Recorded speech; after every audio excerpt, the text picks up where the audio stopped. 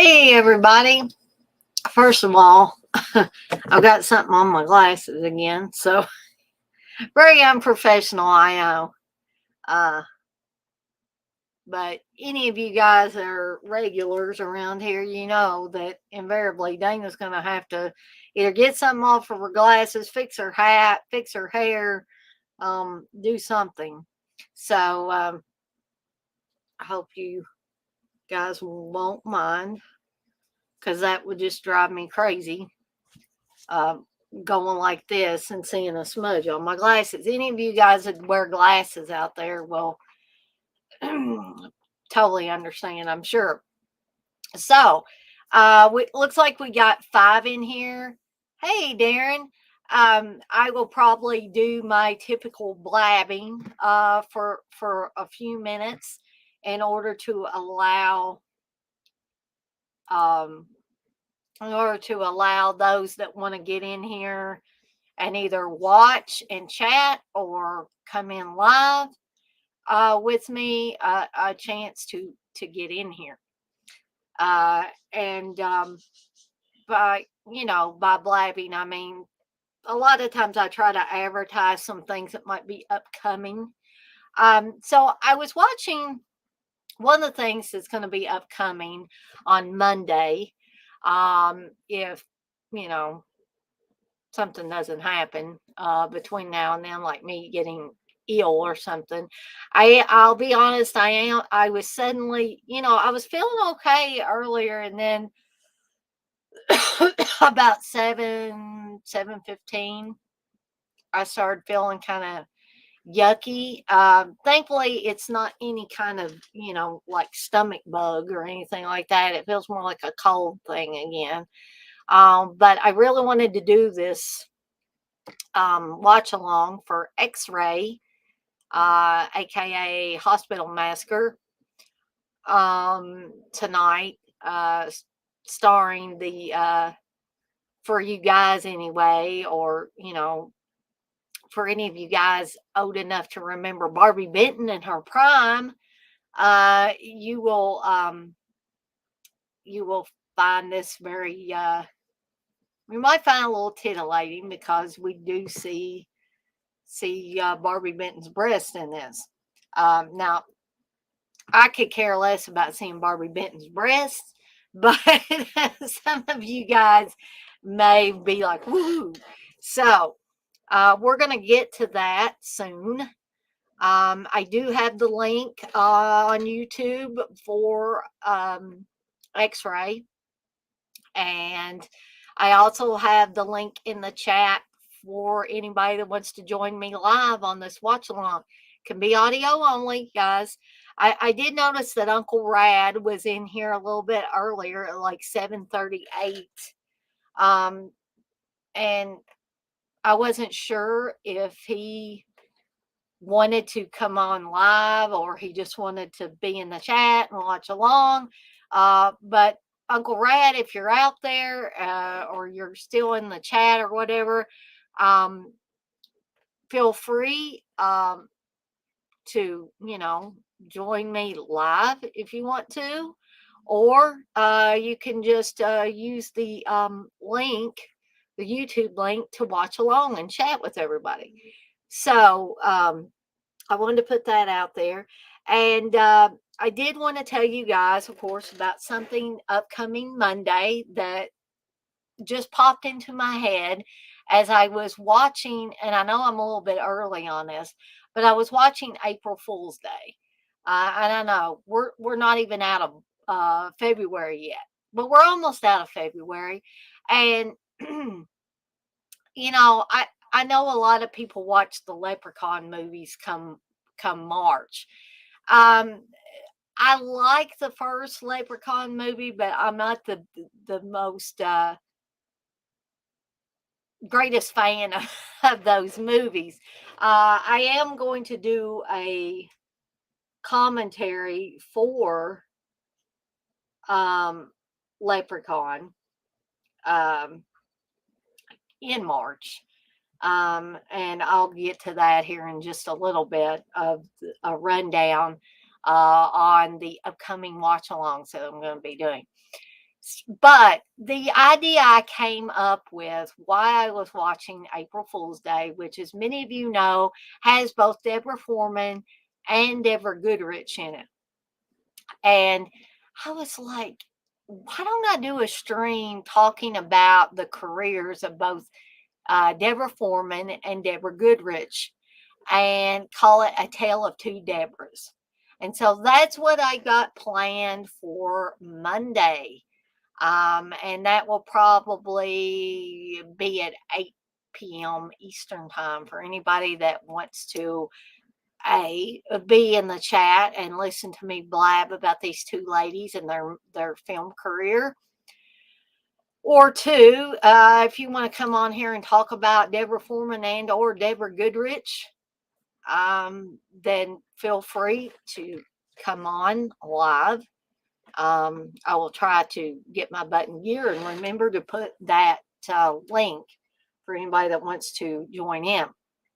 So here's something else I wanted to bring up real quick here is a rundown on the upcoming watch-alongs, okay, for the rest of February and into March. And maybe, hold on just a second here. And I think I have April picked out too. So here we go. So because I had to reorder things a little bit for February, we're doing X-ray tonight. February 25th is going to be Schizoid. March 4th will be Sorority House Massacre.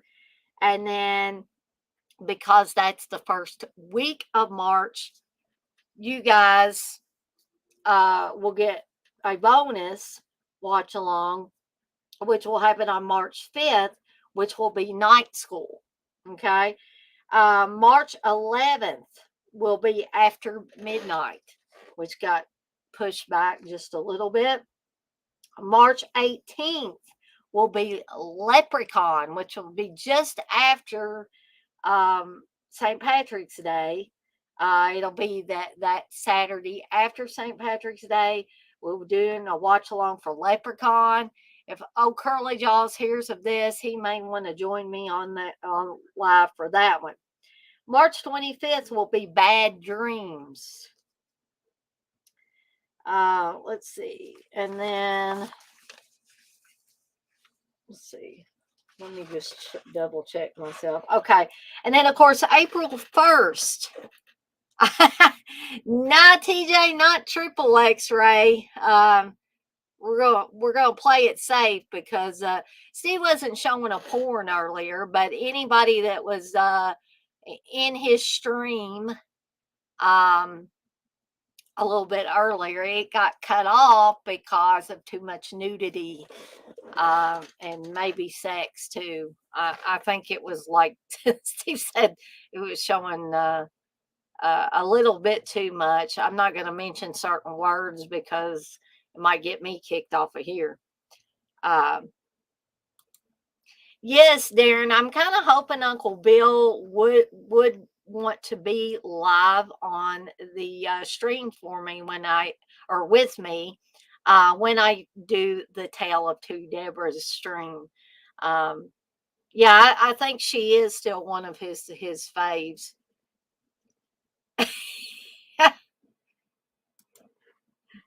TJ, you said Steve should keep his pants on. LOL. Yeah, I'll tell him that, TJ. Hey, John, you say, hey, all. Hey, TJ and Darren. Watching this some before I got to work some in a bit. Ah, man, that sucks. She got to work. So, like I was saying, April 1st, of course, the watch along will be April Fool's Day. April 2nd, which again, you guys are going to get a bonus because that's the first week in April. City of the Living Dead, aka Gates of Hell. April 8th will be Drive-In Massacre. April 15th is Ghost House. April 22nd, He Knows You're Alone. And April 29th, House on Sorority Row. So you guys mark your calendars for all those. And then I've got the first part of May picked, which May 6th will be Death Ship. May 7th, Graduation Day. And May 13th, The Prowler. And again, the beginning of May, you'll get a bonus. You will get watch-alongs on both Saturday and Sunday. John, you say that movie Steve was showing? Holy shit, it was nuts. Ready to Kill. Yeah. He all of a sudden came back into the, he was starting to come from the kitchen to the living room. And I was like, you already done? Is the movie over? And he said, nope. He said it got cut off. He said because of too much nudity, he guessed.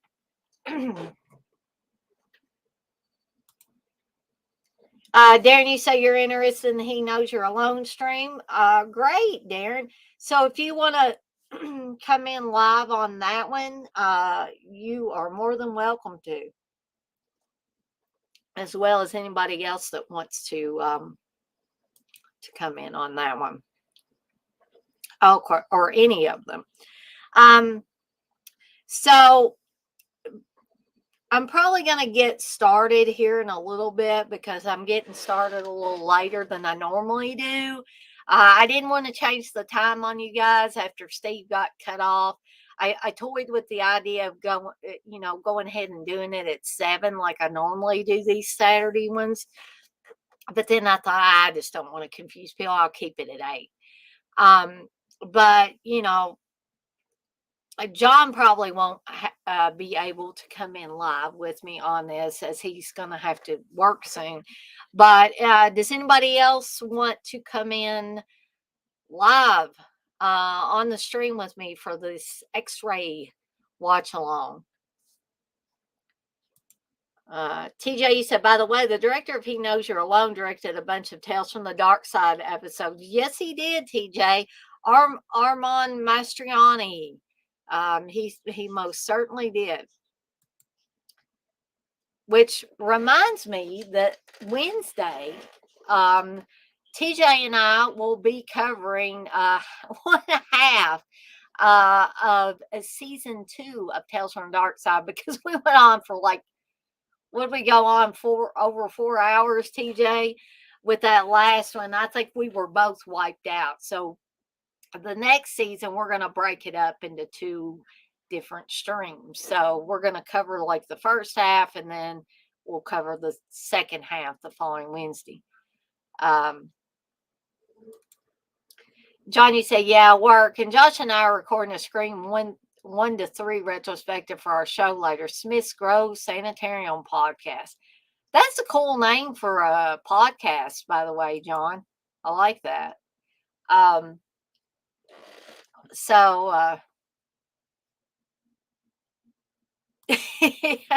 Yeah, I realized that. Too little, too late, TJ. You say, yeah, 4 hours was too long. People had to tune out after 2. LOL.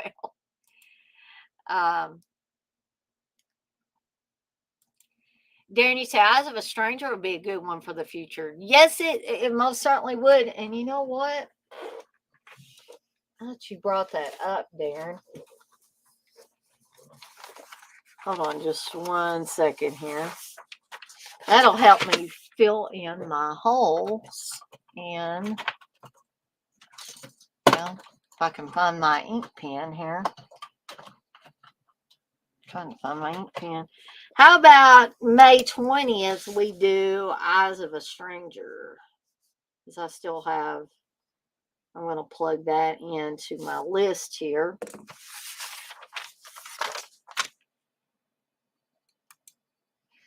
John, you say, thanks. We've done 3 episodes. I do that one, and one with some other friends called Horror Sanctum Podcast. Different types of shows, but both are fun. Actually, I need to get off my lazy butt and subscribe to both of those, John. TJ, you say, I had an idea about the stream Wednesday. I'll bring it up before we start the chatting then. Okay, cool, TJ. I'm always open to any and all ideas because TJ, I know for one thing, ow, close my finger in the drawer there. I'm always doing that. I always like these ideas that TJ comes up with. So, so Uncle Rad, Uncle Bill, are you in here? Because I'm just about ready to get started here.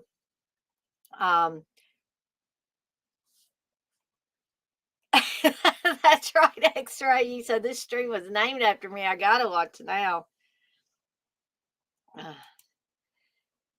Yes, you most certainly do. I compel you to watch this stream.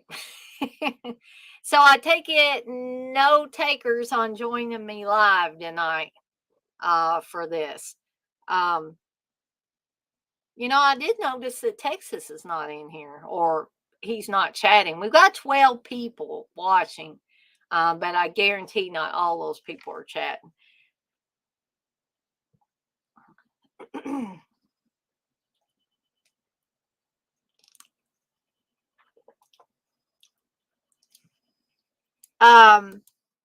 John, you talking about X-ray? I think it might be. If you're talking about this one, it might be on Screen Factory, but I think there is a disc. But the new one that I got, I believe, was a 4K. That doesn't just look out of this world fantastic, but it probably looks the best that movie's ever going to look. But I think I got that one from, did I get it from Vinegar Syndrome or something? It has X-ray and Schizoid both on it. John, you say you've seen it once. Darren, you say you've not seen it in 15 years? Wow. I don't know if I've mentioned this before. I think I have before. That the original copy I had of this movie was under the Hospital Massacre title. And I think I won it off of Yahoo auctions or maybe a eBay auctions. I don't know which at this point. But it was kind of like a big box, but it actually had a little tray in there for the video as well. And I probably still got it somewhere because it's either here somewhere stored or it's still at my mom and dad's. Hey, Dirk. Dirk says, how in the hell is everyone tonight? Hopefully good. I'm doing okay, Dirk. I'm feeling slightly under the weather, but I wanted to do this stream tonight, this watch along tonight.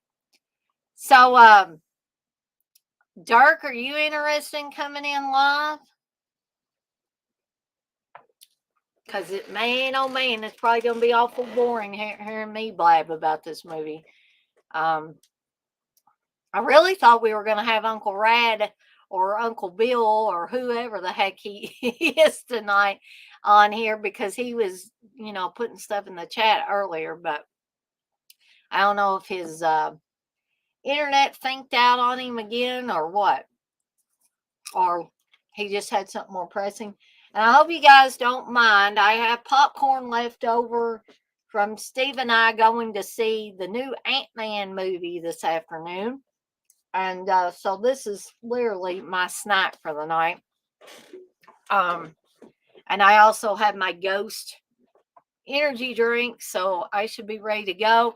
Now, a little word of warning. If Brandon wakes up and starts barking, he's asleep right now. But if he should wake up and start barking, I may have to step away out. You know, of course, I'll leave the movie running. And you guys can continue to watch. But I will have to go get him and bring him back here so that he doesn't wake Steve up like he did, unfortunately, that one night where Steve started yelling. Okay.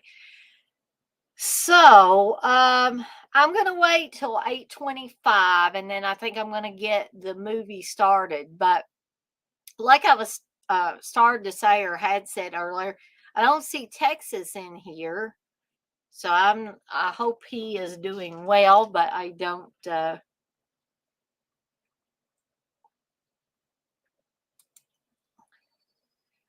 TJ, you say F the internet with all the Ant-Man spoilers already. Stop bootlegging the damn post-credit sequences. Are people doing that? I honestly try to stay away from all that.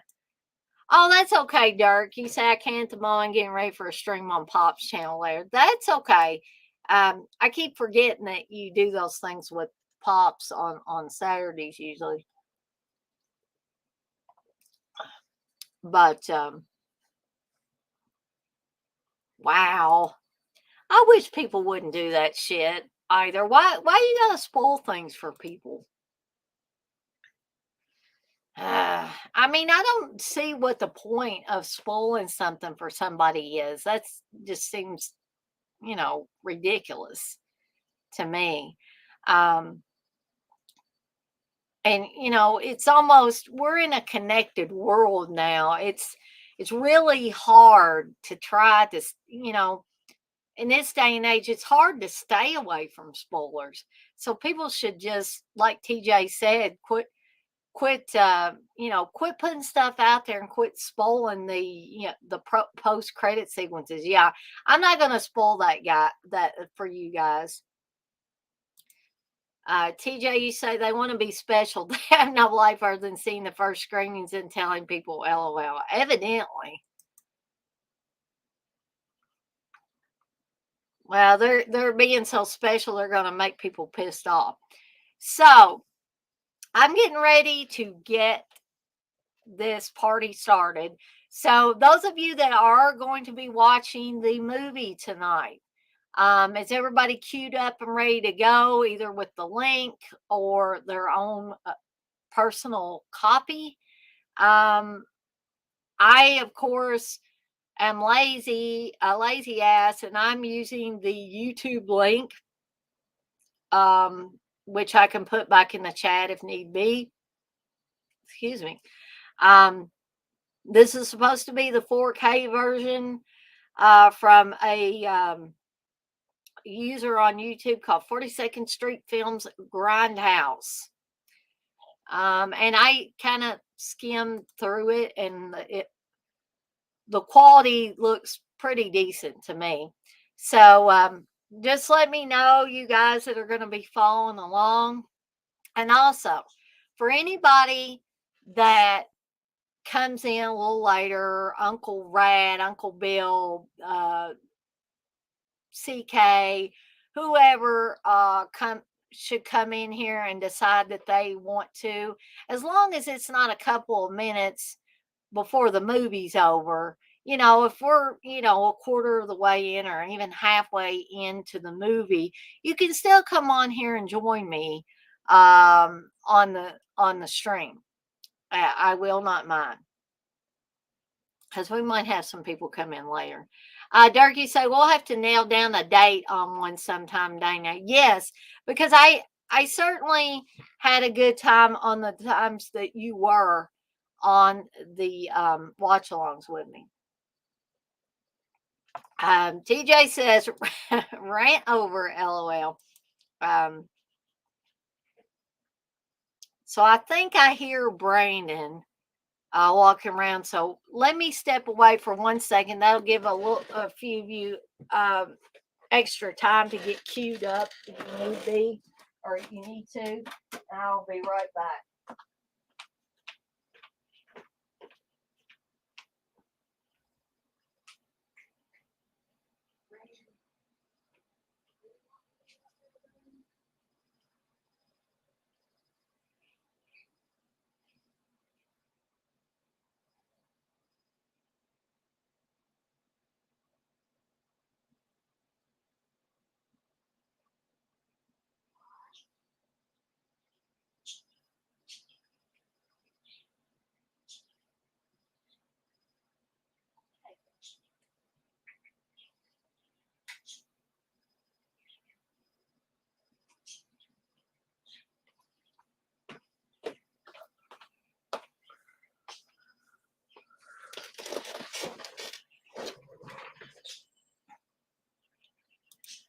Turkey say lock me in on the Prowler. That's my jam. All right, you got it, buddy. You can definitely be on there live with me for that one. All right. So I'm hoping everybody's ready. I'm going to do the countdown and then I'm going to press play. So I'm going to do the 3, 2, 1. So 3, 2, 1. Press play. And we've got the Canon Group Inc. presents and Barbie Benton. And if you were in doubt, this is a Canon produced film.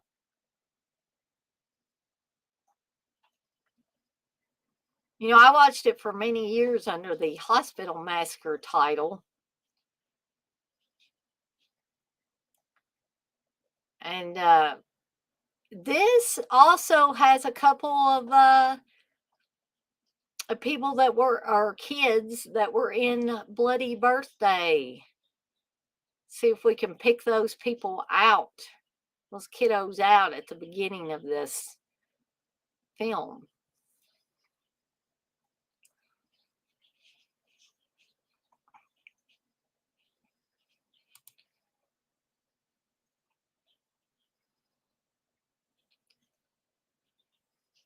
$11 people waiting. LOL, TJ. Yeah.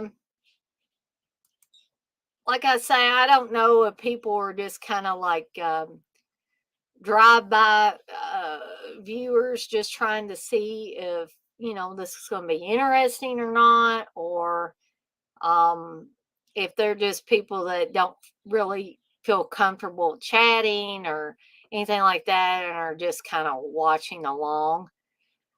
There's one of the kiddos from Bloody Birthday. Everybody remembers that blonde, right? We're going to see one of the Jacobys here shortly as the creepy Harold, who has a crush on the young Susan.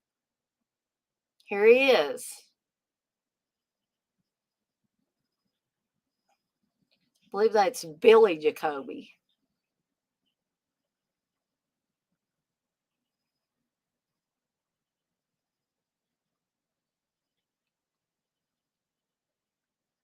And this movie does have a Valentine's Day theme, if you hadn't noticed that yet, with all the red hearts. And Creepy Harold is delivering a Valentine's Day card to Susan. And then he, of course, runs away and hides. What I want to know is, I mean, I know these kiddos are older, but why were they left alone in the house with no parents? I mean, what? I would think they're maybe 12, 13, maybe. Which I think I got left alone by my parents sometimes in the house at that age, but not often.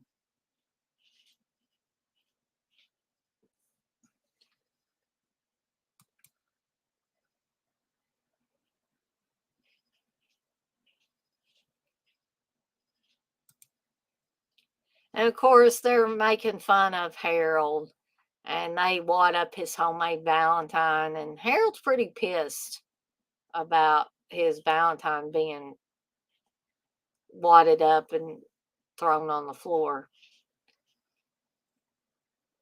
And this actress here, the blonde girl, that's Elizabeth Hoy there. And she looks like she's kind of, getting ready to do something like she would have done in Bloody Birthday. I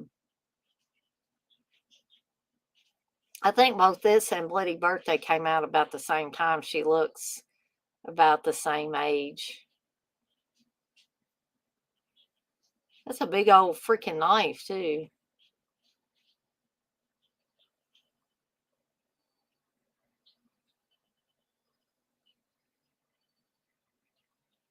Oh, no. Like, so that is what this thing here is what my parents always called a hall tree, where you hung your hats and your coats and things like that. I don't really know how Harold was able to hang that boy from the hall tree, but he did. So now it's 19 years later, and Elizabeth Hoy has been replaced by Barbie Benton. How does that happen?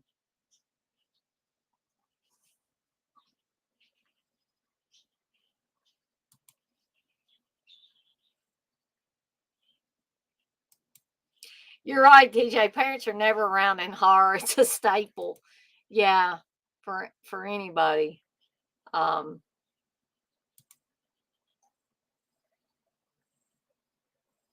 so what are your guys' thoughts on Barbie Benton? You think she's hot back in 1981? And that's the ex-husband and the daughter. And as usual in a lot of movies, the exes don't much care for each other. It makes you wonder why they ever got married in the first place. So this is the boyfriend here. Tom, I think. Or I mean, not Tom, Jack. Sorry. I think Tom was her ex-husband.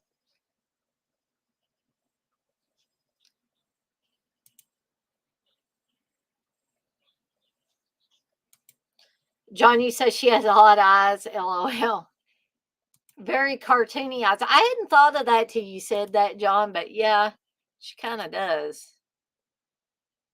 So, of course, Jack is telling Susan that isn't this the hospital where some patient ran amok like last year or something like that?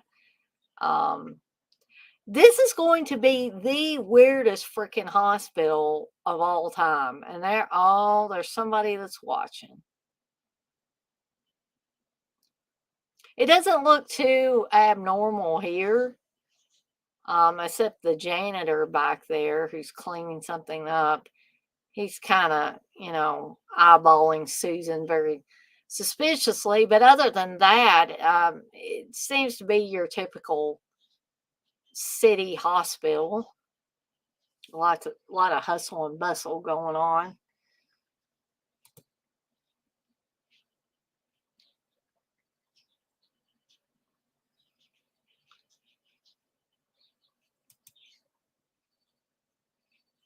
I'm going to step away for just a second, guys, and check on Brandon, see what he's doing.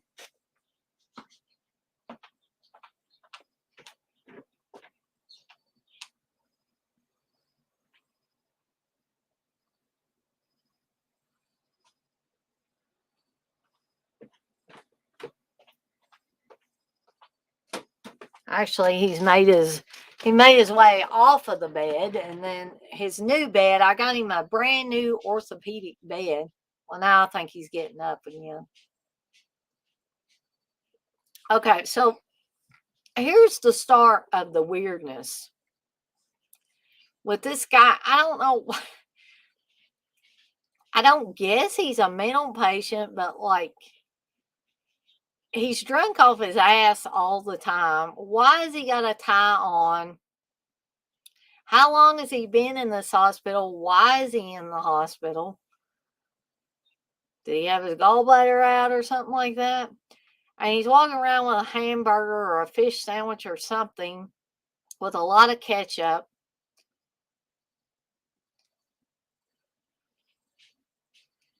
And he's wishing Barbie Benton, Susan, a happy Valentine's Day. So now she's going to have to wipe that nasty, ketchup. God, Lord knows where it's been. I guess probably part of it's been in that guy's mouth.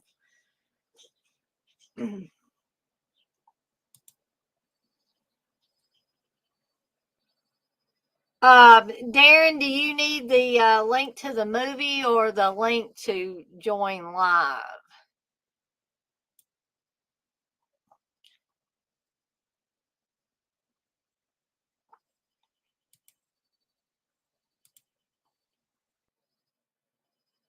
So here's the link to join live. And I also can repost. And there's these weird guys here that she accidentally was about to get off on the 9th floor, I believe, instead of the 8th floor. And they were like fumigating or something, that the 9th floor. You saw, but Darren, up first, I put the link to join live on the stream. The second link is for the movie in case you needed that as well, or either or. So here is Dr. Jacobs, who is the doctor that Susan is supposed to see to get her test results. And we find out that she's getting promoted at her job, and so she needed an exam for her health insurance. I guess they wanted to make sure she didn't have anything really bad wrong with her before they give her health insurance or give her an upgrade to her health insurance. Okay, so I see Darren is waiting in the wings there, so I'm going to add him really quickly here. Hey, Darren. Hey, how are you? Okay. Good, good. Are you all queued up with the movie, or you need a timestamp, or? Yeah, I basically need a timestamp because I've got the DVD I have, but or the Blu-ray I should say, but Okay. it should Yeah, so 11 minutes 32 seconds in. right, I'll get there now in a bit. Susan is trapped in the elevator, and Dr. Jacobs got summoned to the 9th floor, which I don't know. Again, this is horror movie logic. Why ask why? But why would you go up to a floor in a hospital where it's obviously been fumigated and kind of walk around looking for people? I think I would say, oh, this must have been a mistake. I'm going to go back downstairs or something. But, again, horror movie logic. So yeah, like I said earlier, I've not seen this in forever, to be honest. Oh, this is going to be like a new movie for you. Yeah, I can vaguely remember some of it, but I bought the double feature Blu-ray as well. I've just never got. It's not one I would regularly put on. So yeah, it's like watching another movie for me. So what, Darren? What are your thoughts on Barbie Benton? Yeah, she's nice and all that. And she acts playboy. I wouldn't go overboard though on it, to be honest. She's not like Edwidge Fenech for you. No, not at all. Yeah, I think we're running out of Edwidge Fenech films for the podcast. Oh no, that's gonna be sad. Gonna be terrible for you guys anyway.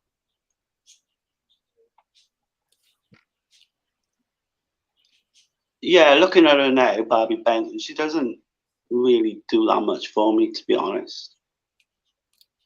I mean, I know I'm a woman and I'm a straight woman, so looking at that just does nothing for me, obviously. But so this is this is your typical slasher film because Dr. Jacobs just got nixed there in very bloody fashion.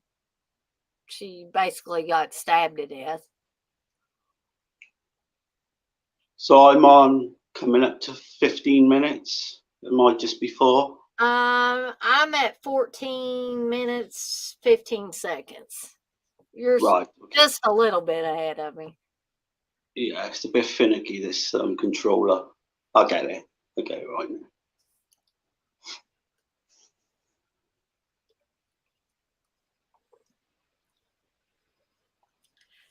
And actually, I don't think the YouTube version of this looks too bad. No, it's probably a direct rip of Mm, this, I would imagine. I would think so. So, where would you class this then in your favorite slashers? Is it right up there with the best, or? It's probably about middle of the road. Right. I don't generally watch this one a lot, to be honest. I Nowadays I save it for around the Valentine's Day holiday, because it does have the Valentine's Day theme to it.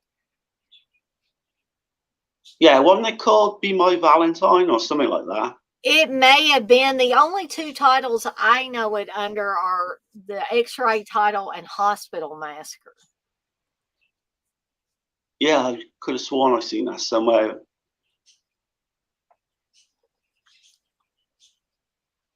Which actually, I probably could look it up on IMDb and it might tell us.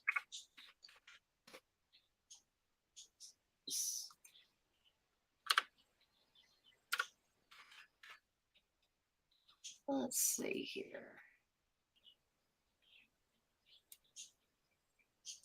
If I see any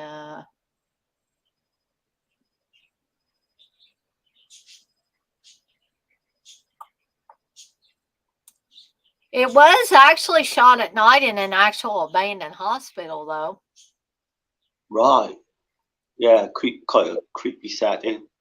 Mm-hmm. From what I can remember, I think I was pretty much the same as what you think, and I remember it being, good, like above average slasher, but nothing more. Uh-huh. Yeah, it's not, I don't think it's anything exactly special about it. I mean, it's a typical, low budget slasher. That's not to say I might not, I might come back now and love it. So I hope I do, obviously, but. This was Barbie Benton's first extended nude scene, though she did show a brief flash of her breast in The Naughty Cheerleader from 1970. If anybody saw that. Did she do quite a few films then? Because I didn't even know. I always thought she was just maybe did this as a one-off or something. Let's see. Well, we know she was in The Naughty Cheerleader, but let's see if see what else she was in here. Well, she was on some TV. She was on Fantasy Island, Love Boat, Mike Hammer, Right. Yeah. Charlie's Angels, all that kind of. I think this film probably would have killed off the film career anyway, because Right. I can't imagine. I can't remember it being good. She was in something. I don't even know how to pronounce this. It looks like, excuse me. Oh, I guess that's The Naughty Cheerleader, but that must be a German title for it. Man, she was on Marcus Welby. She was on Rowan and Martin's Laughing.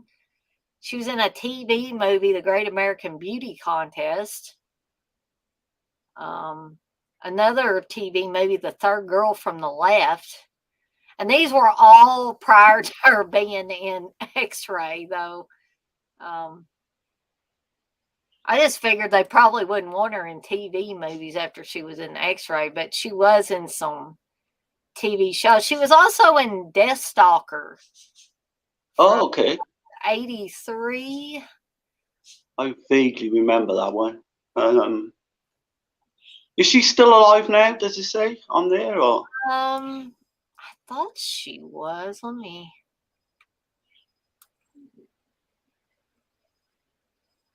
I believe she is.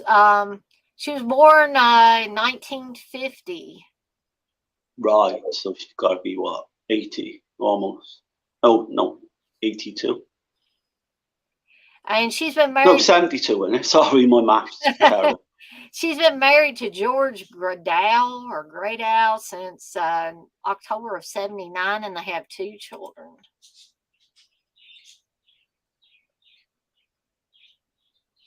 She's only 5'3". So Right, she's yeah. not a very tall woman at all.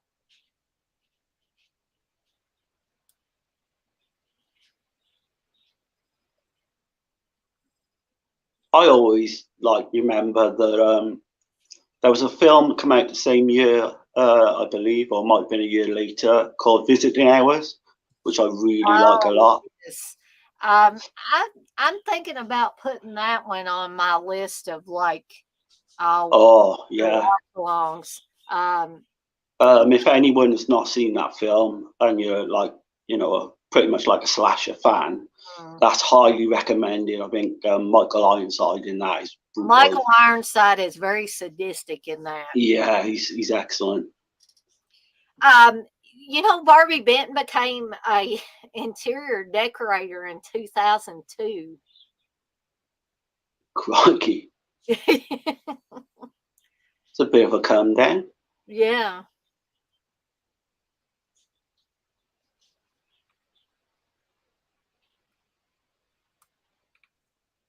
I can remember getting the old rank VHS for this as well.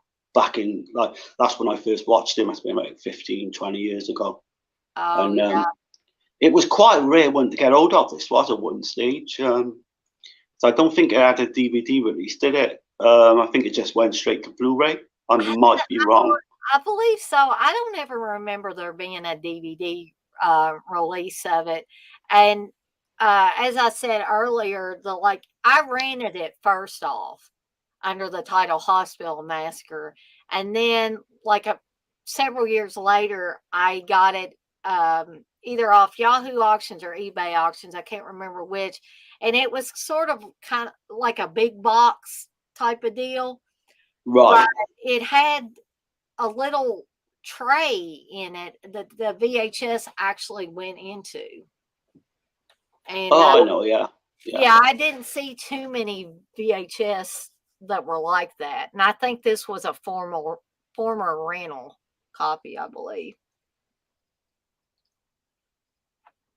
I think that may have before I actually bought the VHS.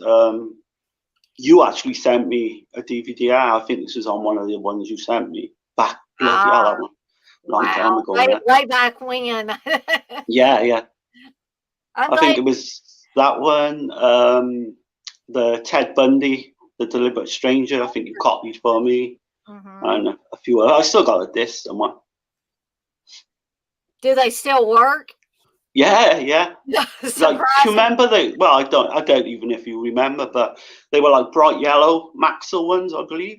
Yeah, I do remember now that you bring it up. But did you send me one for Pledge Night, or did I send you one for Pledge Night? I can't remember now. I'm not sure. I know I sent you the Halloween and Friday the 13th mega discs where you've got all the documentaries and stuff. Yeah. I think I sent you Blood Tracks as well. I remember. Yes, you did. I do remember that. I think that was the first time I ever was able to see Blood Tracks. Yeah, it's quite a fuzzy picture, though. I remember recording that. But it's better than nothing, especially. Yeah. It still hasn't come out, has it? Properly on DVD or Blu-ray. So. TJ says Barbie Bent was on Hee Haw for 4 years. Oh, right. So Brandon's barking, so I'm going to step away for just a second and bring him back here with me so he won't wake Steve up. I will be right back.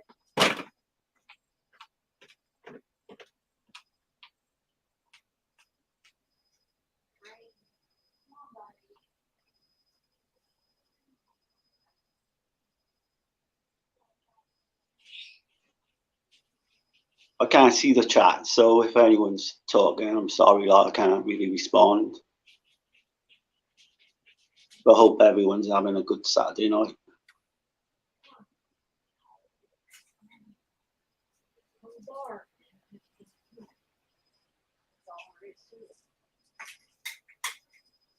Okay.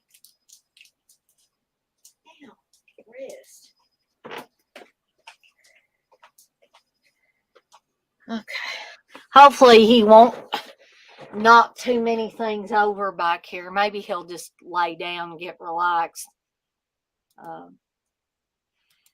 So Dirk says those decorators make good money and make painter's life a living hell. Dirk would know too.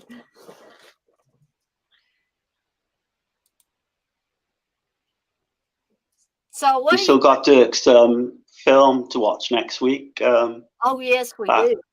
What was it? Gustavo's Last Orgy. Mm-hmm. That should be a fun one. Sorry to cut you off, Endina. What was you going to say? No, that's okay. I just wanted to know what people thought about Chip Lucia's character of Harry, like the intern doctor character. Not this guy, but oh right, yeah, guy she was talking to.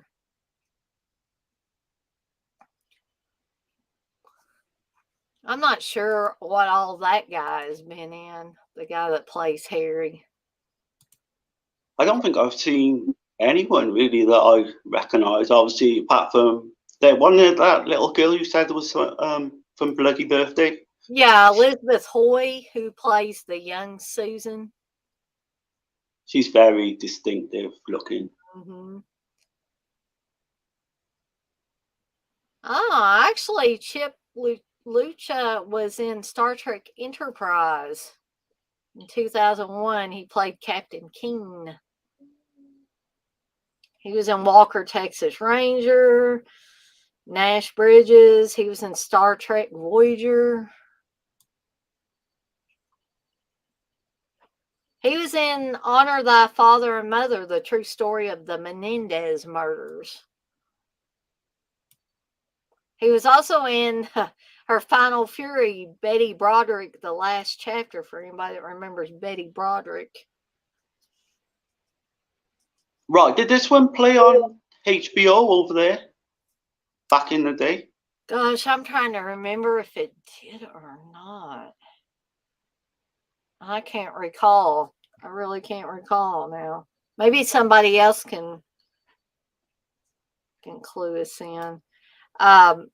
Oh, he was on The Hand That Rocks the Cradle as a realtor. Oh, I love that film. He was on the comedy Vice Versa as Cliff. He was on Stir Crazy.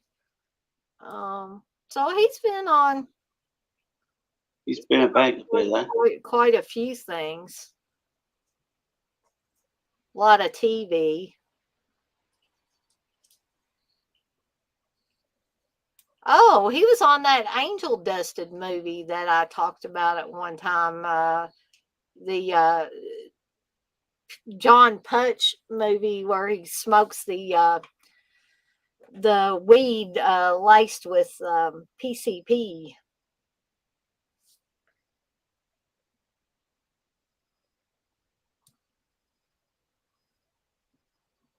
Yeah, a little bit to this are coming back to me now. Because I remember, it goes for long periods when nothing much happens, if I remember rightly. Yeah, and that might be pacing issues, I think. That might be the reason why this is not on a lot of people's favorites list, or the reason why they haven't watched it in a long time because they remember it, that movie was slow, so I don't think I'm going to watch it anytime soon. I don't want to come on and be that guy who just shits on the film. Like you can.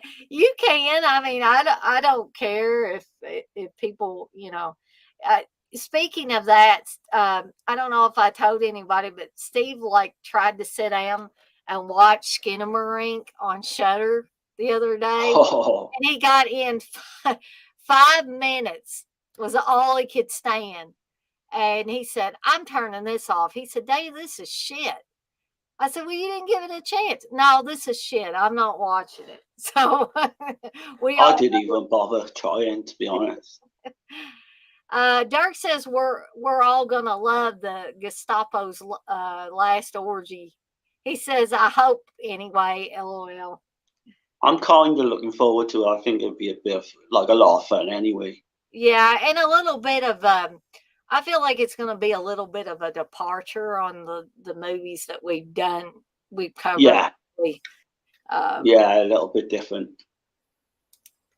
TJ says hospitals' offices are never this dark with mood lighting. LOL. Yeah, there's that horror movie logic again, TJ.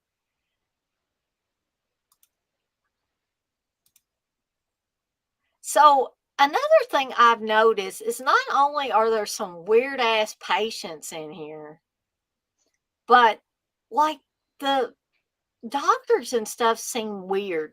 Now we're gonna see the one doctor, the doctor that's actually got hair. The other guy's kind of bald, but the guy with all the hair is actually going to be examining Susan here soon, and he's really gonna seem like he's enjoying it. you know, kind of copping a feel with by saying that he's got to examine her.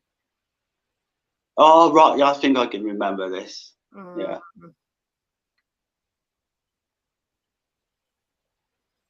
And it's like she's got to take all her clothes off pretty much. I think she may have some panties on. Yeah, she's got her panties on, but yeah, you can see what the selling point for this film was, can't you? Right. You know? Exactly. I mean, if you look at all the promotional material for this movie, I mean, even including the poster art that I used for the promotion for this watch along, I mean, it tells you right on there, starring the Playboy sensation Barbie Benton. I mean, she is definitely the selling point for this.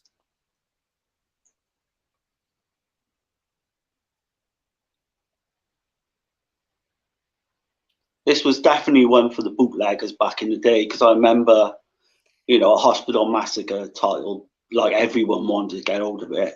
For some reason, it just wasn't coming out. But quite infamous. I remember the title being.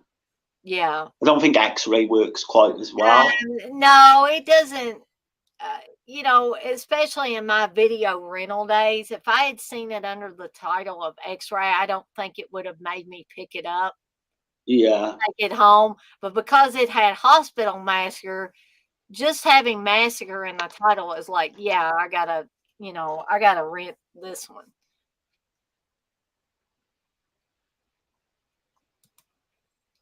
So yes, we are definitely getting a good shot of Barbie Benton's boobs here.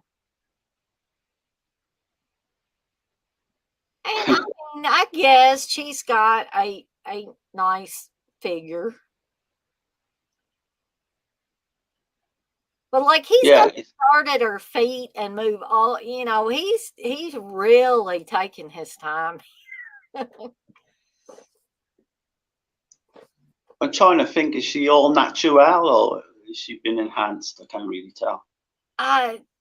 Well, as far as her boobs, guys, feel free to correct me if I'm wrong on this. If you think otherwise, but those boobs look real. They don't look like it doesn't look like she's had implants. Yeah, they do look real now, come to think of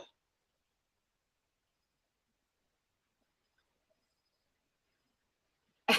There's this guy again that's like, he's gone around, he drinks all the time. Where did he get the booze? Did he have somebody smuggle it in for him?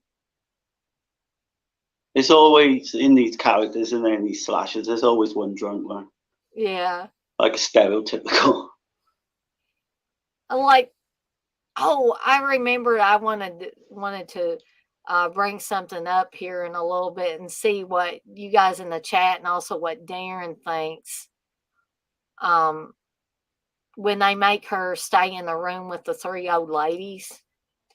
But I'm going to wait till we get to that part. He's taking his time with this, isn't he? Oh, definitely, yeah. And the camera's taking its time too, focusing. Exactly, yeah. There. They know what they were doing.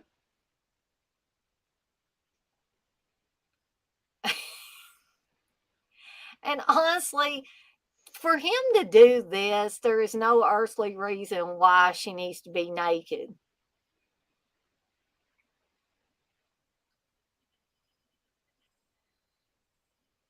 You know, I've went to the doctor's office, and I've had men doctors and women doctors, and they've done this. They've checked my glands for swelling. They've had me breathe in and out while they run the stethoscope along my back and my chest and all that. And never once did I have to be topless and or naked.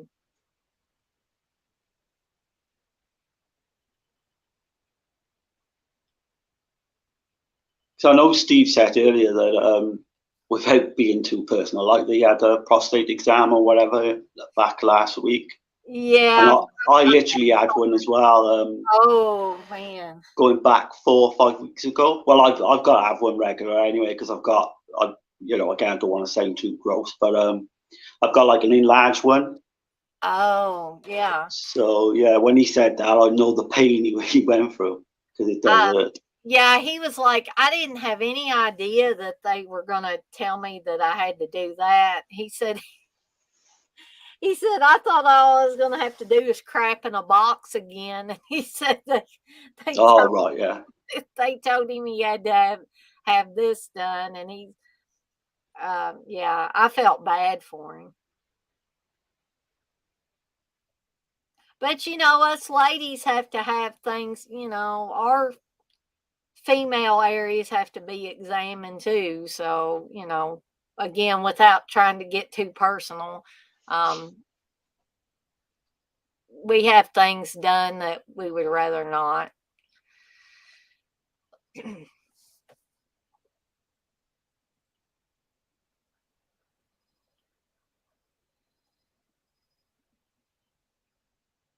Okay, so this is where they're bringing her into this room where there's like, this is a super small room to me.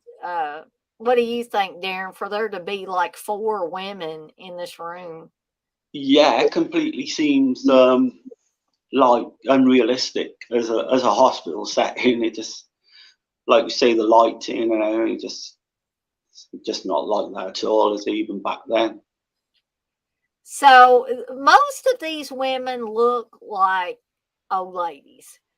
But this one here, this is the one I'm talking about. Darren, does that look strangely like a man to you? Not that one, but the one they just showed. Yeah. Are they supposed to be in like a mental hospital, or is this just a normal hospital? Because I haven't got the sound on or anything. Yeah, I don't think it's ever explained, but there's something weird going on with this hospital. I mean, they obviously think because somebody has messed with her records, her test results, because they want to keep her there. But you know, obviously they think she's got a physical problem. There's something physically wrong with her. So I don't know. They never explain. They never say, well, there's a psych ward or anything like that. You know, in a lot of hospitals, though, at least in the United States, there usually is a psychiatric floor where, you know, people that have tried to commit suicide or something like that, they put them on that floor for observation. You know, people that have nervous breakdowns. And there she is smoking again. Yeah, would that even have been allowed back then? I doubt it. So this is like the second this is the second scene of her smoking, I think, in this film. The first time was when she was sitting outside of Dr. Jacobs' office and she just lights up. So evidently in 81, 80 or 81, you could have, smoked in a hospital. And you could have as much booze as you want by the looks of it. Evidently. And here's something odd too. I have never known any hospital in their lab where where they type up the lab results, like blood test results.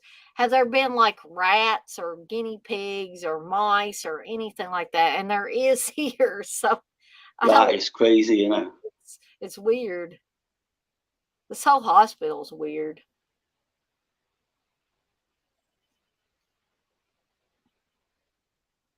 And she's eating a pear. To me, pears are like the worst fruit ever.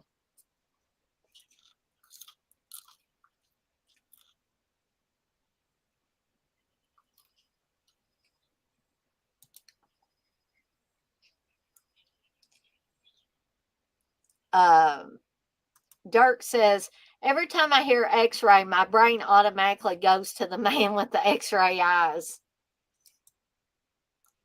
Right, yeah. That's an older movie, isn't it, Darren? Yeah, I believe so, yeah. I don't think I've ever seen it. I've definitely heard of it, obviously.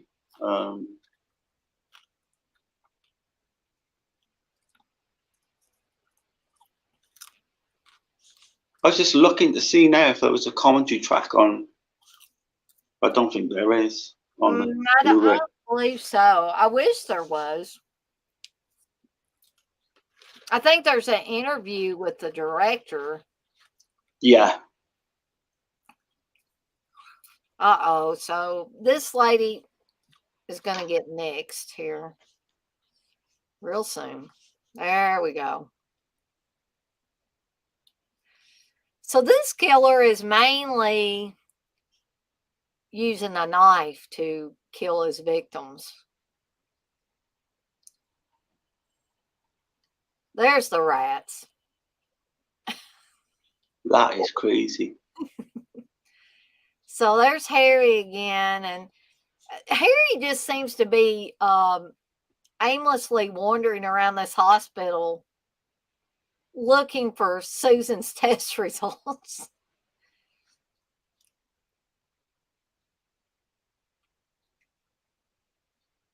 So here we go again with them like all getting together, and I don't know why the bald doctor is like why he's even getting involved.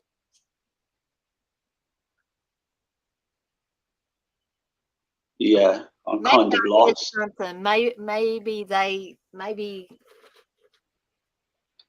one of the others asking to get with them on this.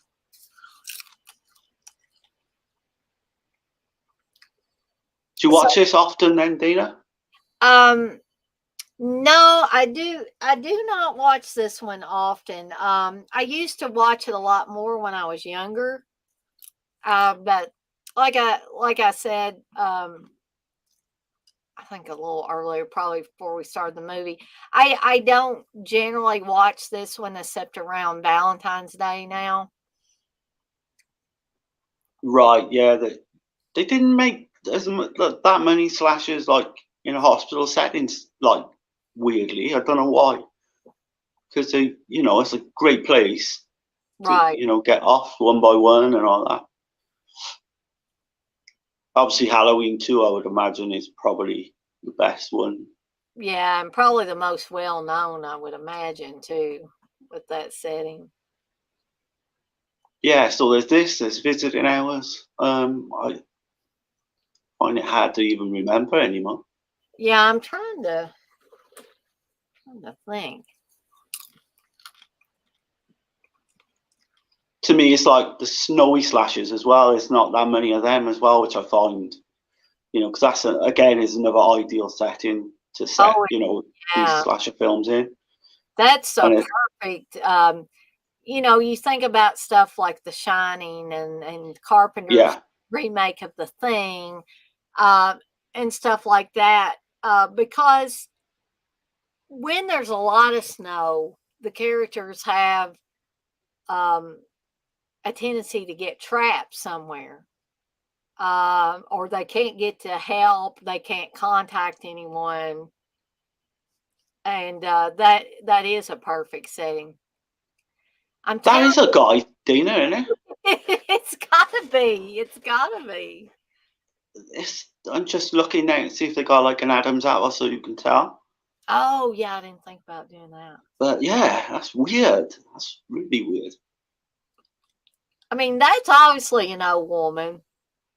The other lady, that's obviously an old woman, but that one.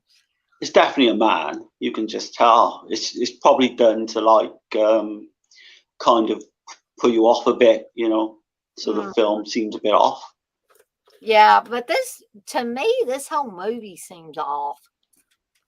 I mean, with or without that, because there's so much weird stuff in it. It's definitely one on its own. I've not seen anything like this at all. See, here's what I mean. Harry's just he's haunting the halls, and Susan just keeps running into him. Like, if this guy was a real intern, I think he would have stuff to do. They would be having him do rounds with another doctor or something like that. He wouldn't be just wandering the halls.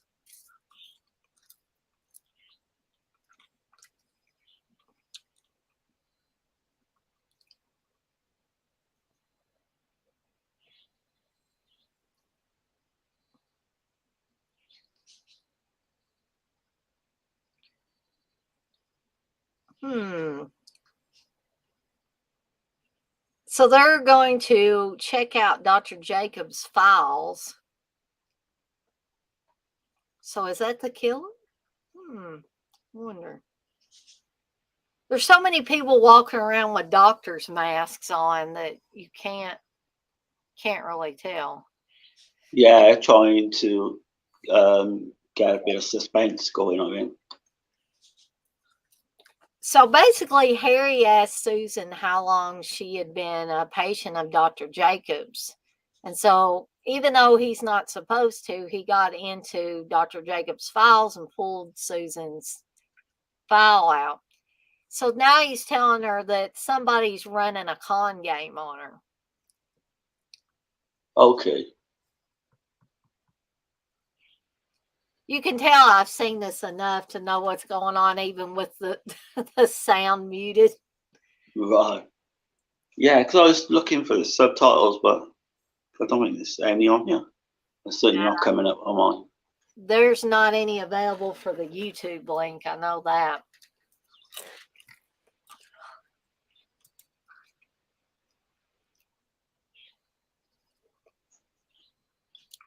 I really thought Uncle Rat or Uncle Bill would be in here, being as he chatted earlier before the stream started, and I don't know if his internet died on him again or.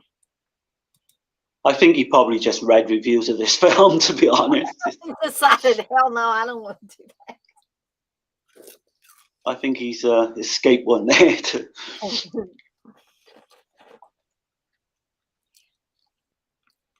So now Jack has been there so long that it's nighttime and he's fell asleep. So he's checking his watch and he's like, holy crap, I got to go check on Susan. She's not out here yet. I've definitely seen him in a few things.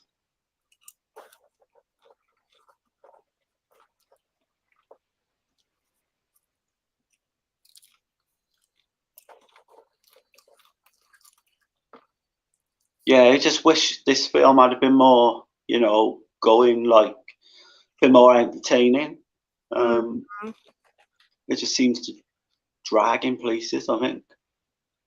Yeah, I think, this runs almost an hour and 30 minutes. And I think that they could have tightened it up a little bit. And it probably would have been, I think it would have been another one that would have been better received. by people if they had tightened it up a little. Do you know who directed this, Dana? I hope I'm pronouncing his name right. It's Boaz Davidson. Oh, right, that's right. Yeah, the guy who he directed The Last American Virgin. Yes. He was involved with Canon, I think, at some stage. Oh, right, I would never have guessed that. But now you say that, I remember, that shocks me, that does, because The Last American Virgin is one of my favourite films ever.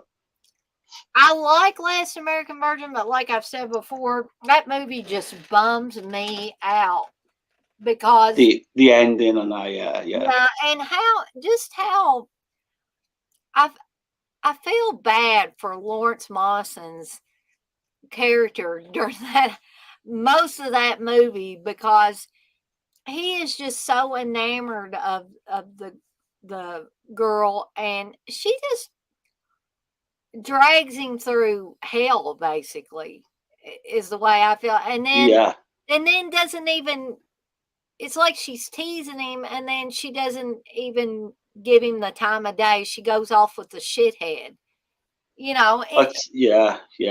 I can remember watching that back when it first came out when I was like 10. I remember watching the ending. I was just mortified for him, that film is so good. Again, that would be a good one for another watch along. I know your list is massive at the moment. Maybe in a few months or something. We could surely work that in there at some point.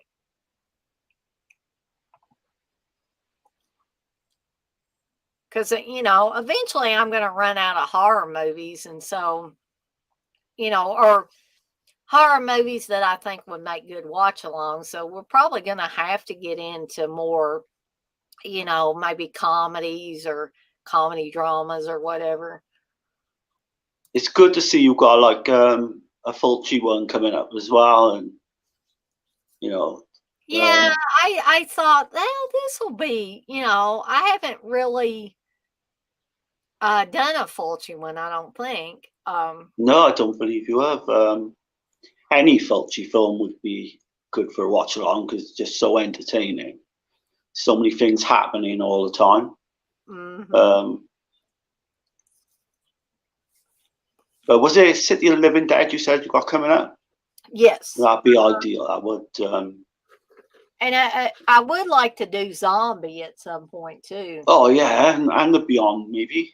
And maybe even House by the Cemetery. Yeah, that'd be a good one. That'd be a good one.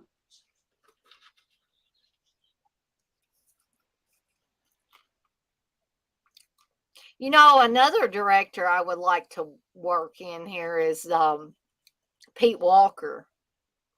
Yeah, definitely. I keep asking you about watching The Comeback tonight, and if you get a chance, just bump that up your list because I don't think you'd be disappointed. Well, you know how I said you're going to like my next pick? Just keep Pete Walker and The Comeback in mind, Darren. Okay, that sounds good. Say that. Awesome, yeah. I look forward to your views. I think that's one you will really like. I might be wrong because I did get it wrong a couple of times. Well, I'm a fan of most of Pete Walker's stuff. I don't know why I just haven't sat down and watched that yet. I mean, I have that set that Wes gave to me a few years ago. And, I watched, of course, Schizo. For the podcast. Yeah, that was a good one. That was the first time I watched that, I think. I enjoyed it, but I need to get what you saying about that box set. I think I need to get that. I've got quite a few of them individually on DVD. Mm-hmm. And maybe I need an upgrade. That's what I did too.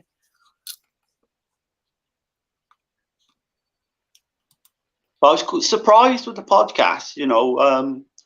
I don't think you're like massive on Giallo films, you really. I think you like them enough, but I don't think you really love them. Which I was a bit surprised on certain titles, but Yeah, everyone's different. I guess as far as Jallos, I kind of focus most of my Jallo attention on Argento. I mean, I really, Yeah, really like Argento, but you're right.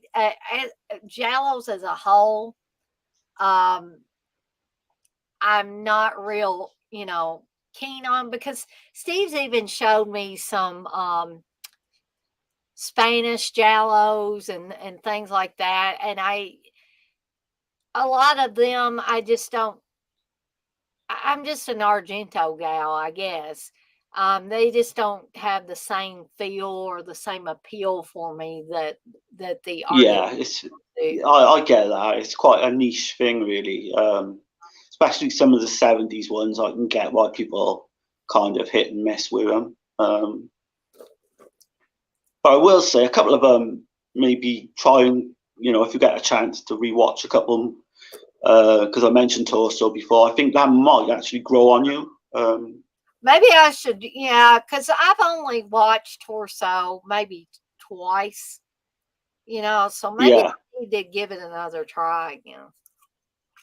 you kind of sit down and see it as an Italian slasher, really, and just see it like that way. You might get a bit more. Um, but you like Stage Fright, Michelle Suave's Stage Fright, did you? Mhm. 1987 and Yeah. stuff like that. So you from what I can gather, you tend to seem to like the more slasher based ones like Bloody Moon, even though it's not technically a giallo, it's a Spanish slasher. But yeah, you do seem to like the slasher ones, which is good. Yeah, I still say Bloody Moon is Jess Franco's best film. Oh, without a doubt, from what I've seen. It's his best film, and it's probably his most coherent film. Yeah, there's that as well. I've not seen a lot of his films. Probably seen half a dozen, maybe. But Bloody Moon, yeah, it's just entertainment all the way through. Hmm. So I think that the character of Jack is just about ready to get nixed here.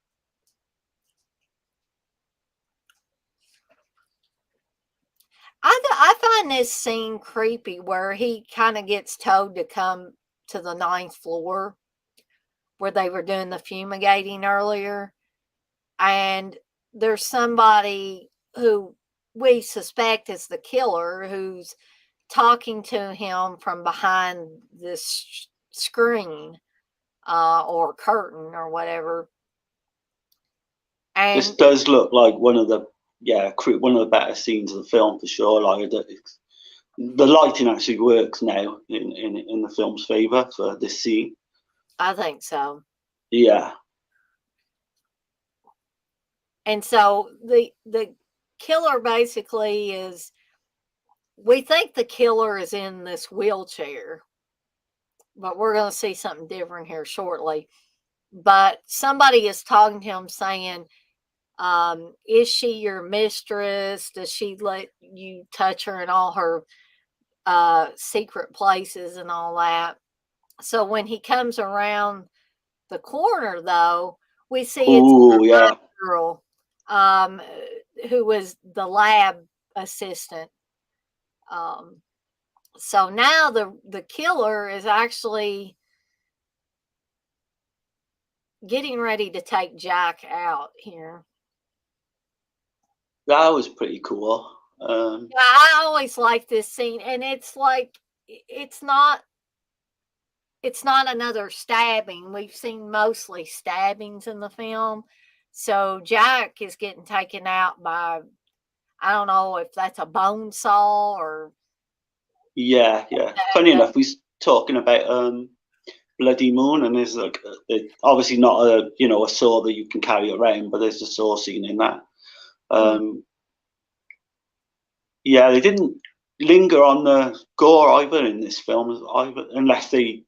I'm not sure if this film has got two different versions, maybe, or maybe they had things cut. It um doesn't seem to linger on the gore at all. I think Let me see what it says about alternate versions. I think IMDb mentioned alternate versions. So there are alternate versions. It says in the UK, the BBFC heavily cuts this in 1981, I guess when it first came out, in order to secure an X certificate. When released in 1983 on VHS in the UK on the Rank video label under the title X-Ray, the same cut release was used with a VHS PAL running time of 77 minutes. That's right. That's the one I got. Yeah. Mm-hmm. Equivalent to 80 minutes theatrical. However, in the US, it was released uncut on VHS by MGM United Artists Home Video in 83 under the title Hospital Massacre, and it runs 89 minutes. Yeah, that's the one we're watching now. But I honestly can't remember what 10 minutes were cut out. Because the first time I watched it, I think I did watch. I either watched the disc you sent me, I think I watched, but I know I watched the VHS as well, maybe to see the differences. So this has to be one of those scenes where, because that obviously looked like Jack's real head and not a right, fake. yeah. So they would have had to have done one of those things where his head's coming up through a hole in the table or whatever, and it makes it look like he. Now here's something else. What the heck is this? That is weird. That's what That I'm is saying. very This strange. hospital is just wacky as hell. It's almost like watching a dream. It's surreal, some of this. Yeah.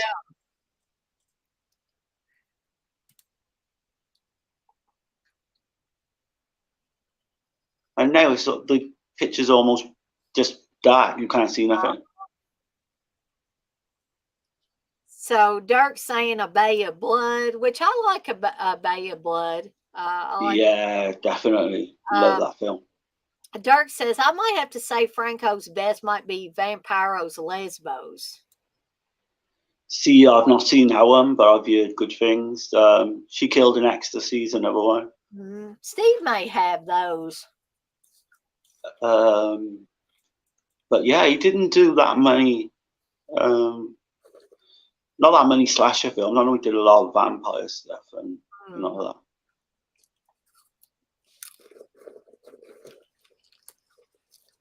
So now they think like she's basically seeing things.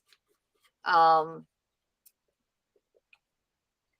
they are starting to treat her like she's crazy. Yeah.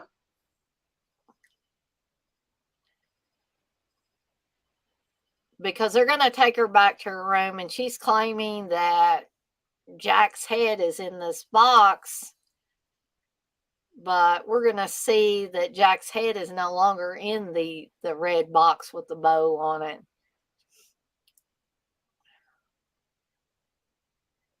You think that's where Seven got the idea with the head in the box? That's a possibility. I'm not going to say that wasn't. You know, maybe the guys that made that movie, maybe they watched this. So, hey, that's a nifty idea.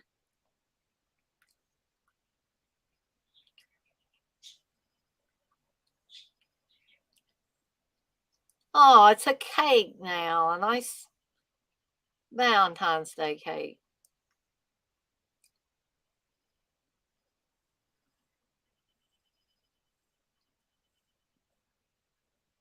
So all this is happening now, I take it, on Valentine's Day. That's why, yeah.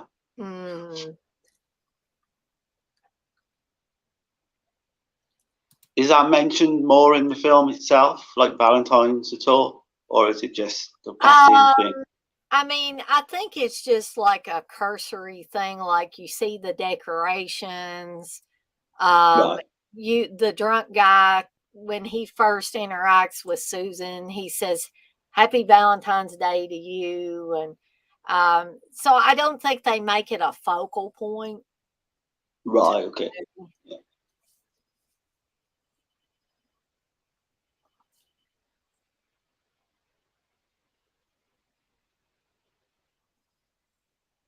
But again, you can name like Valentine's Day films. I don't know if Dana's froze it.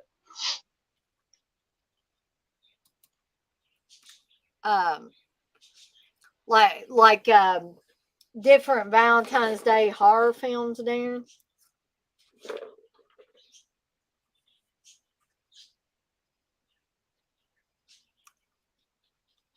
Not sure if Dana's internet has gotten it there.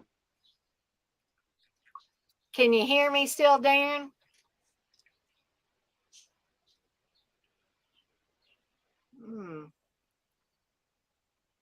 I don't know. I don't think me and Darren are communicating now. I'm still here. I'm still moving around. Oh, I lost Darren.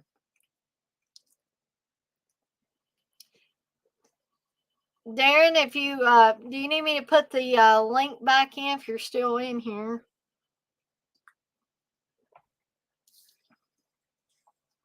Not sure what happened there.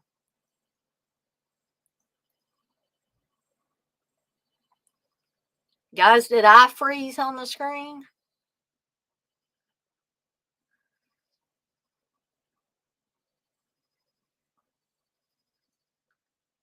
I'm gonna, in case Darren wants to click on this link again, I'm gonna put it back in the chat.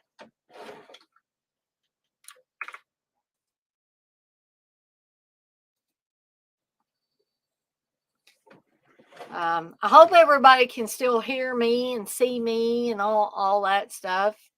I'm still good, Dirk. Okay. Maybe it was on Darren's end. I hope he can come back in before the end of the movie.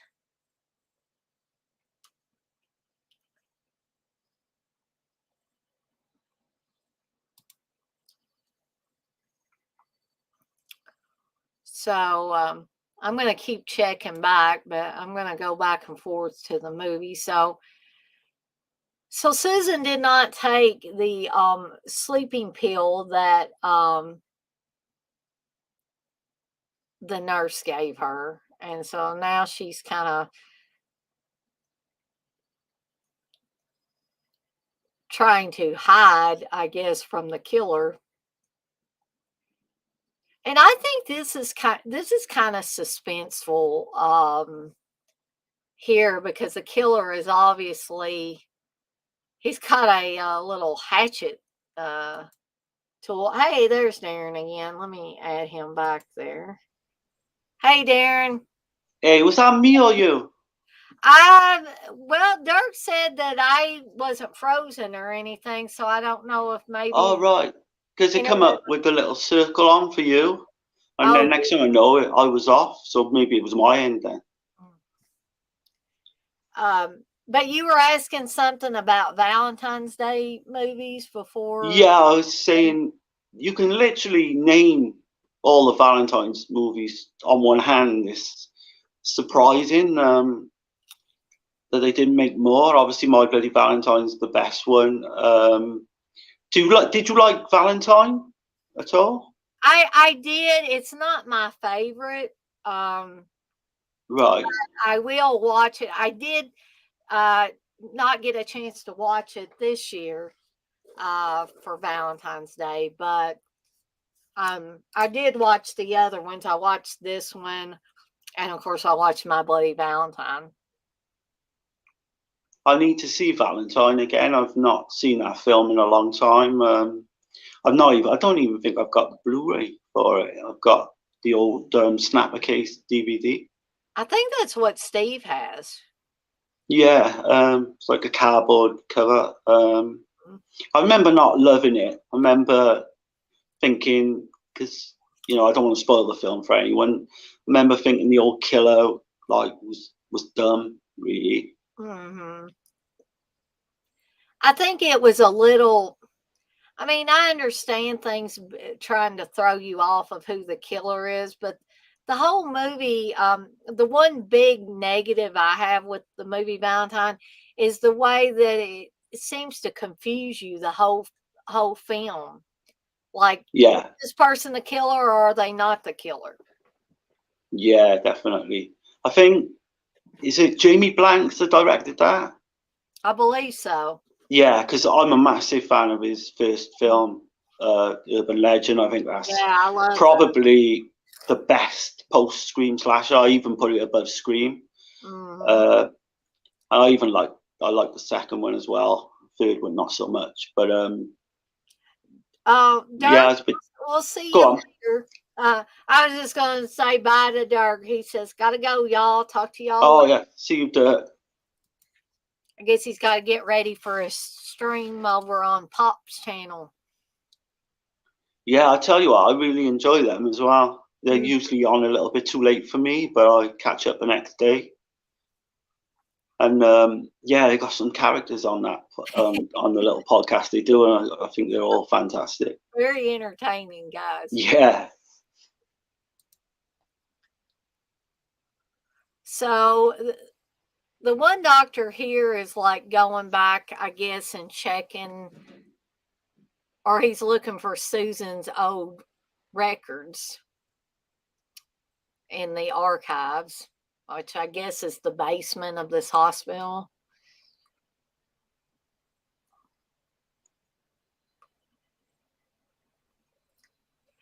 You know, You can see.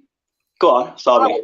So I was just gonna say, Darren, that we were talking about horror movies that take place in the hospital. Actually, Bad Dreams. Most of that movie takes place in Right. the hospital as well. That's one I've. That's one of my blind spots because I've got the 88 films Blu-ray, and people have told me that I would love that film. I think you would like it. Yeah, a lot of people say it's better than some of the Nightmare on Elm Street sequels. But yeah, that's one I really need to. Yeah, it's one of those ones that's always on the back of your mind. I'm gonna watch. They never seem to do it. So yeah, I'll definitely get on to that. I think. Uh-oh. Dr. Saxon's gone. Again, I think that they're decent. The kill scenes are pretty decent and well done. Mm-hmm. But I don't think she would be in anyone's Final Girl top 5 list, though, would she? No, I don't think so.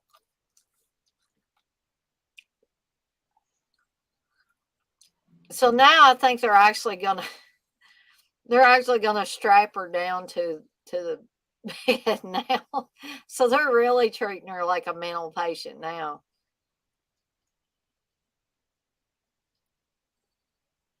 This is one of the most bizarre hospitals you'll ever see. Well, the three old ladies, or the two old ladies and the man in this room with Susan, they did you see how the beds were like for the old ladies? Like Yeah, they had like quilts and pillows that had crochet covers or something like that. And it's like it was more like a nursing home environment than somebody that was just staying in the hospital for a little bit. It was almost like these people were living here. yeah, it's kind of like a cross between a hospital, a mental hospital, and a home, like an old people's home, Yeah. all rolled into one.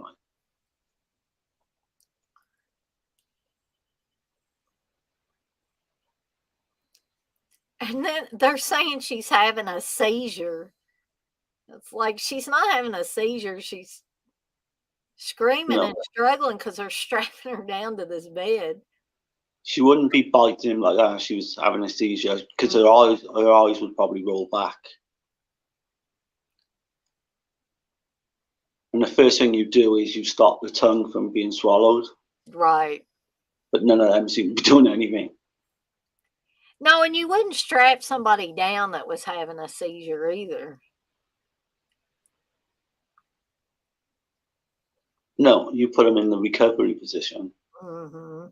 But that's definitely a man with a wig. That's bizarre, isn't it? I can see a mustache too. Completely bizarre.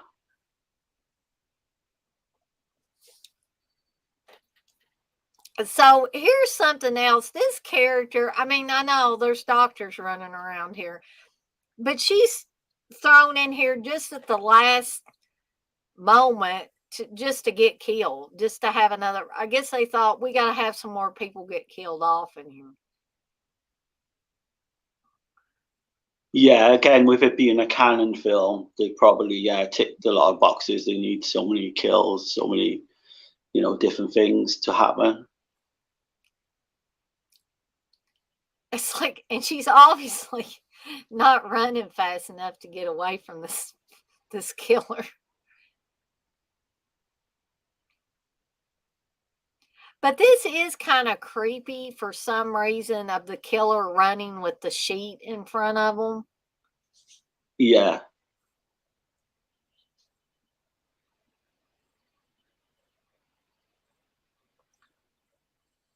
It's starting to be more entertaining as it goes, I think. For me, anyway. So this one basically got a sheet put over him and then got stabbed with evidently some kind of deadly substance that's going to kill him.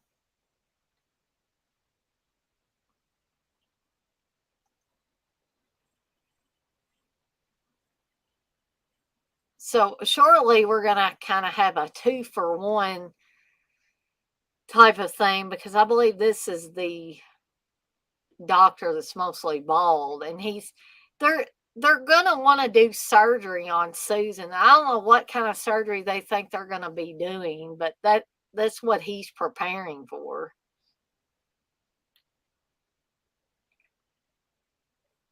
And good Lord, I just noticed that. Is that hair coming? Like, is he one of those dudes with a super hairy back?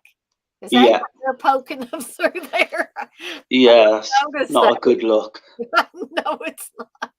Man, he's got some chest hair on him, hasn't he? It's like all the way around. Yeah, all the way around his back up into his neck.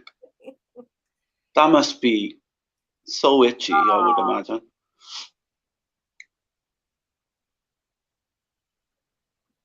But if you look at that, you can obviously tell that's like a Tom Savini effect, where they built up the side of the neck and then they just basically went through the side that's got the appliance on there. You could tell that it didn't actually go through his throat.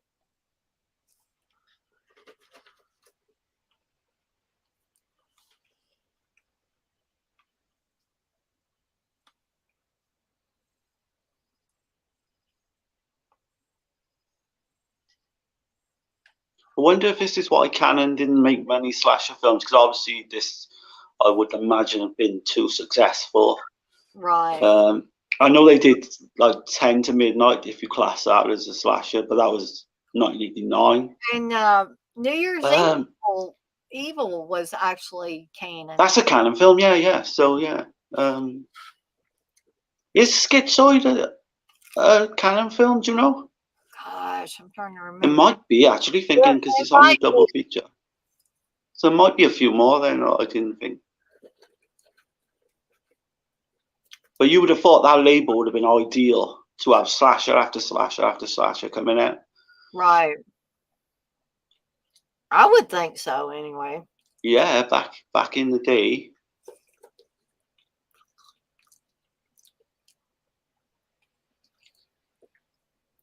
So we're pretty shortly going to come up on the reveal of the killer. I don't know if anybody has figured out who the killer is yet. I can't remember, so I still haven't got a clue.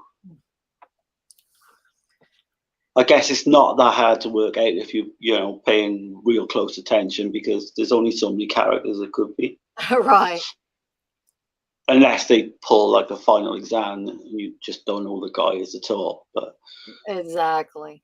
So here's the scene that was on a lot of the promotional artwork, where the killer is going to put her on like an operating table or examining table.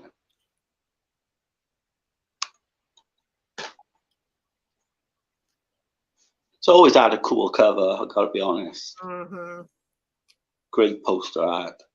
So the combination of the Hospital Massacre title combined with the poster art was definitely something that would get horror fans excited, I think. Yeah, this must have done really well on VHS. I'm not sure if it had a theatrical. It probably did have a theatrical if it was canon. So, yep. That boy's out the bloody birthday too, isn't he? Yeah, Billy Jacoby. Yeah, Yeah. I didn't know that. I didn't know he was in yet.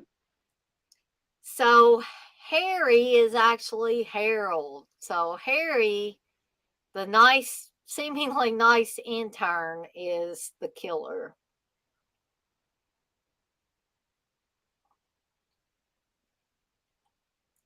Right, yeah.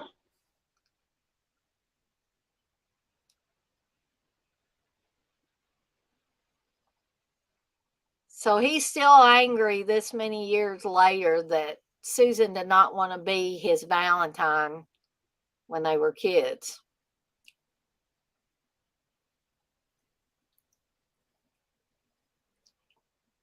I don't know. Right, so that's the flashback then of the kids. I'm with you. I don't know why the little old ladies are why aren't they asleep? Why are they creeping around the hospital looking I think at one time they were creeping around looking for Dr. Jacobs. Right.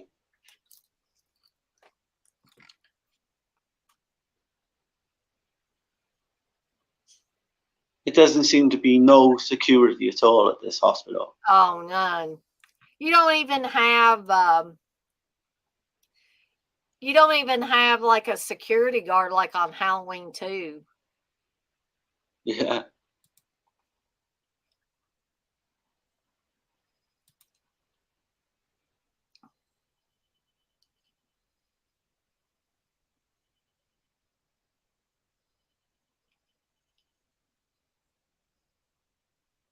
I did think of another one though. Have you seen Cold Prey 2? Oh, That's set. I don't I know know. Steve's seen it. Yeah, it seems like I may have watched it with him, but I'm not 100% sure. I think it's quite similar to like Halloween 2, and you know, it's kind of a bit of a rip of that.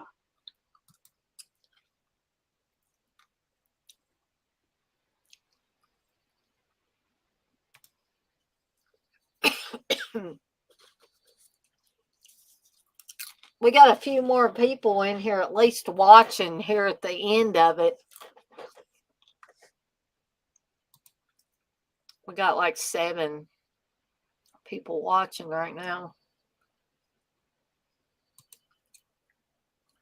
Do you find you get a lot of people watching these like the next day or the next few days after, or do they just?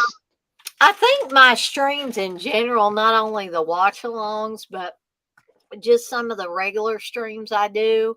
A lot of people tell me they watch them during, slow times at work. I know John sometimes. Right. John, movie junkie John, will watch them like the next day when he has more time. And but it seems like he was working. He was having to do a little work tonight, which kind of sucks. I don't like to Yeah, I see that. work on Saturdays. Yeah, I tend like the streams I'm not actively in the chat. I tend to catch up the next day or a day or two later.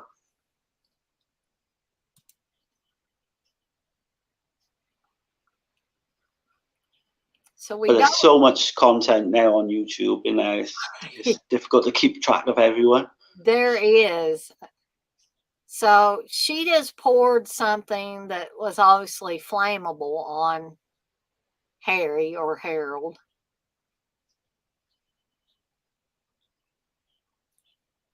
And they were pretty blatant about showing us that was a flammable liquid. Right, so we're going to get the Savage Street ending, maybe? Probably not as good as Savage Streets, but similar. Right.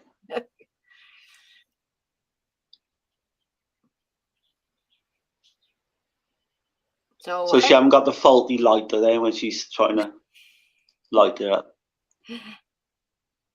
Harry is still, he's still chugging. He's still trucking along, even though she stabbed him and poured flammable liquid on him. Oh, that's not going to stop him. He'll figure out a way. So this ending is a little bit, to me, it's a little bit similar to New Year's Evil. And you're going to see why here shortly.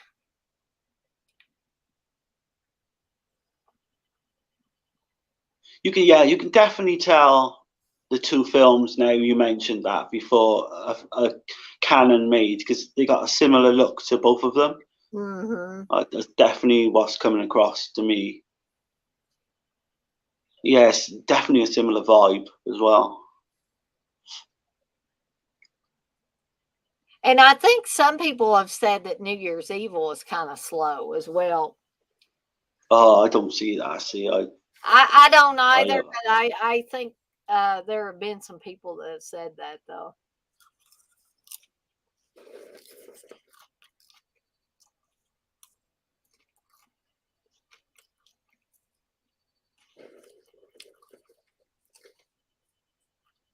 So yeah, so go ahead and pick up that pipe.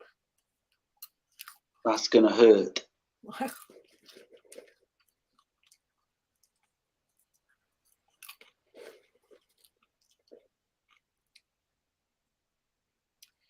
Nah, she should have kept beating him with that pipe. But this is another horror movie trope. Did the lighter just fall out of her hand or pocket? Mm-hmm. Right. I think it fell out of her hand, maybe.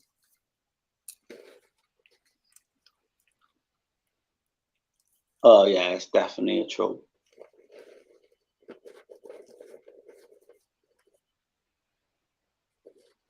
And how many times have we seen this where they're trying to get some sort of weapon and they're reaching for it,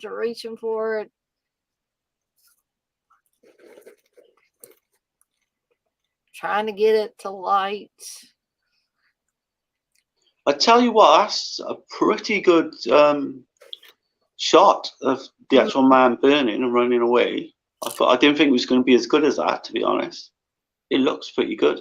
Mm-hmm. Oh, we got the falling dummy. Now, is it a dummy or a stuntman? Yeah, it's a dummy, I think. Yeah, I'm pretty sure that's a dummy. The way it flipped over. Yeah. But minus the fire, I think that final death scene was similar to New Year's Evil. Yeah, definitely. And it says, no, oh my gosh, I just noticed this. See that no smoking, please, on the door? Yeah. She was smoking at least twice in the movie. Yeah. No smoking.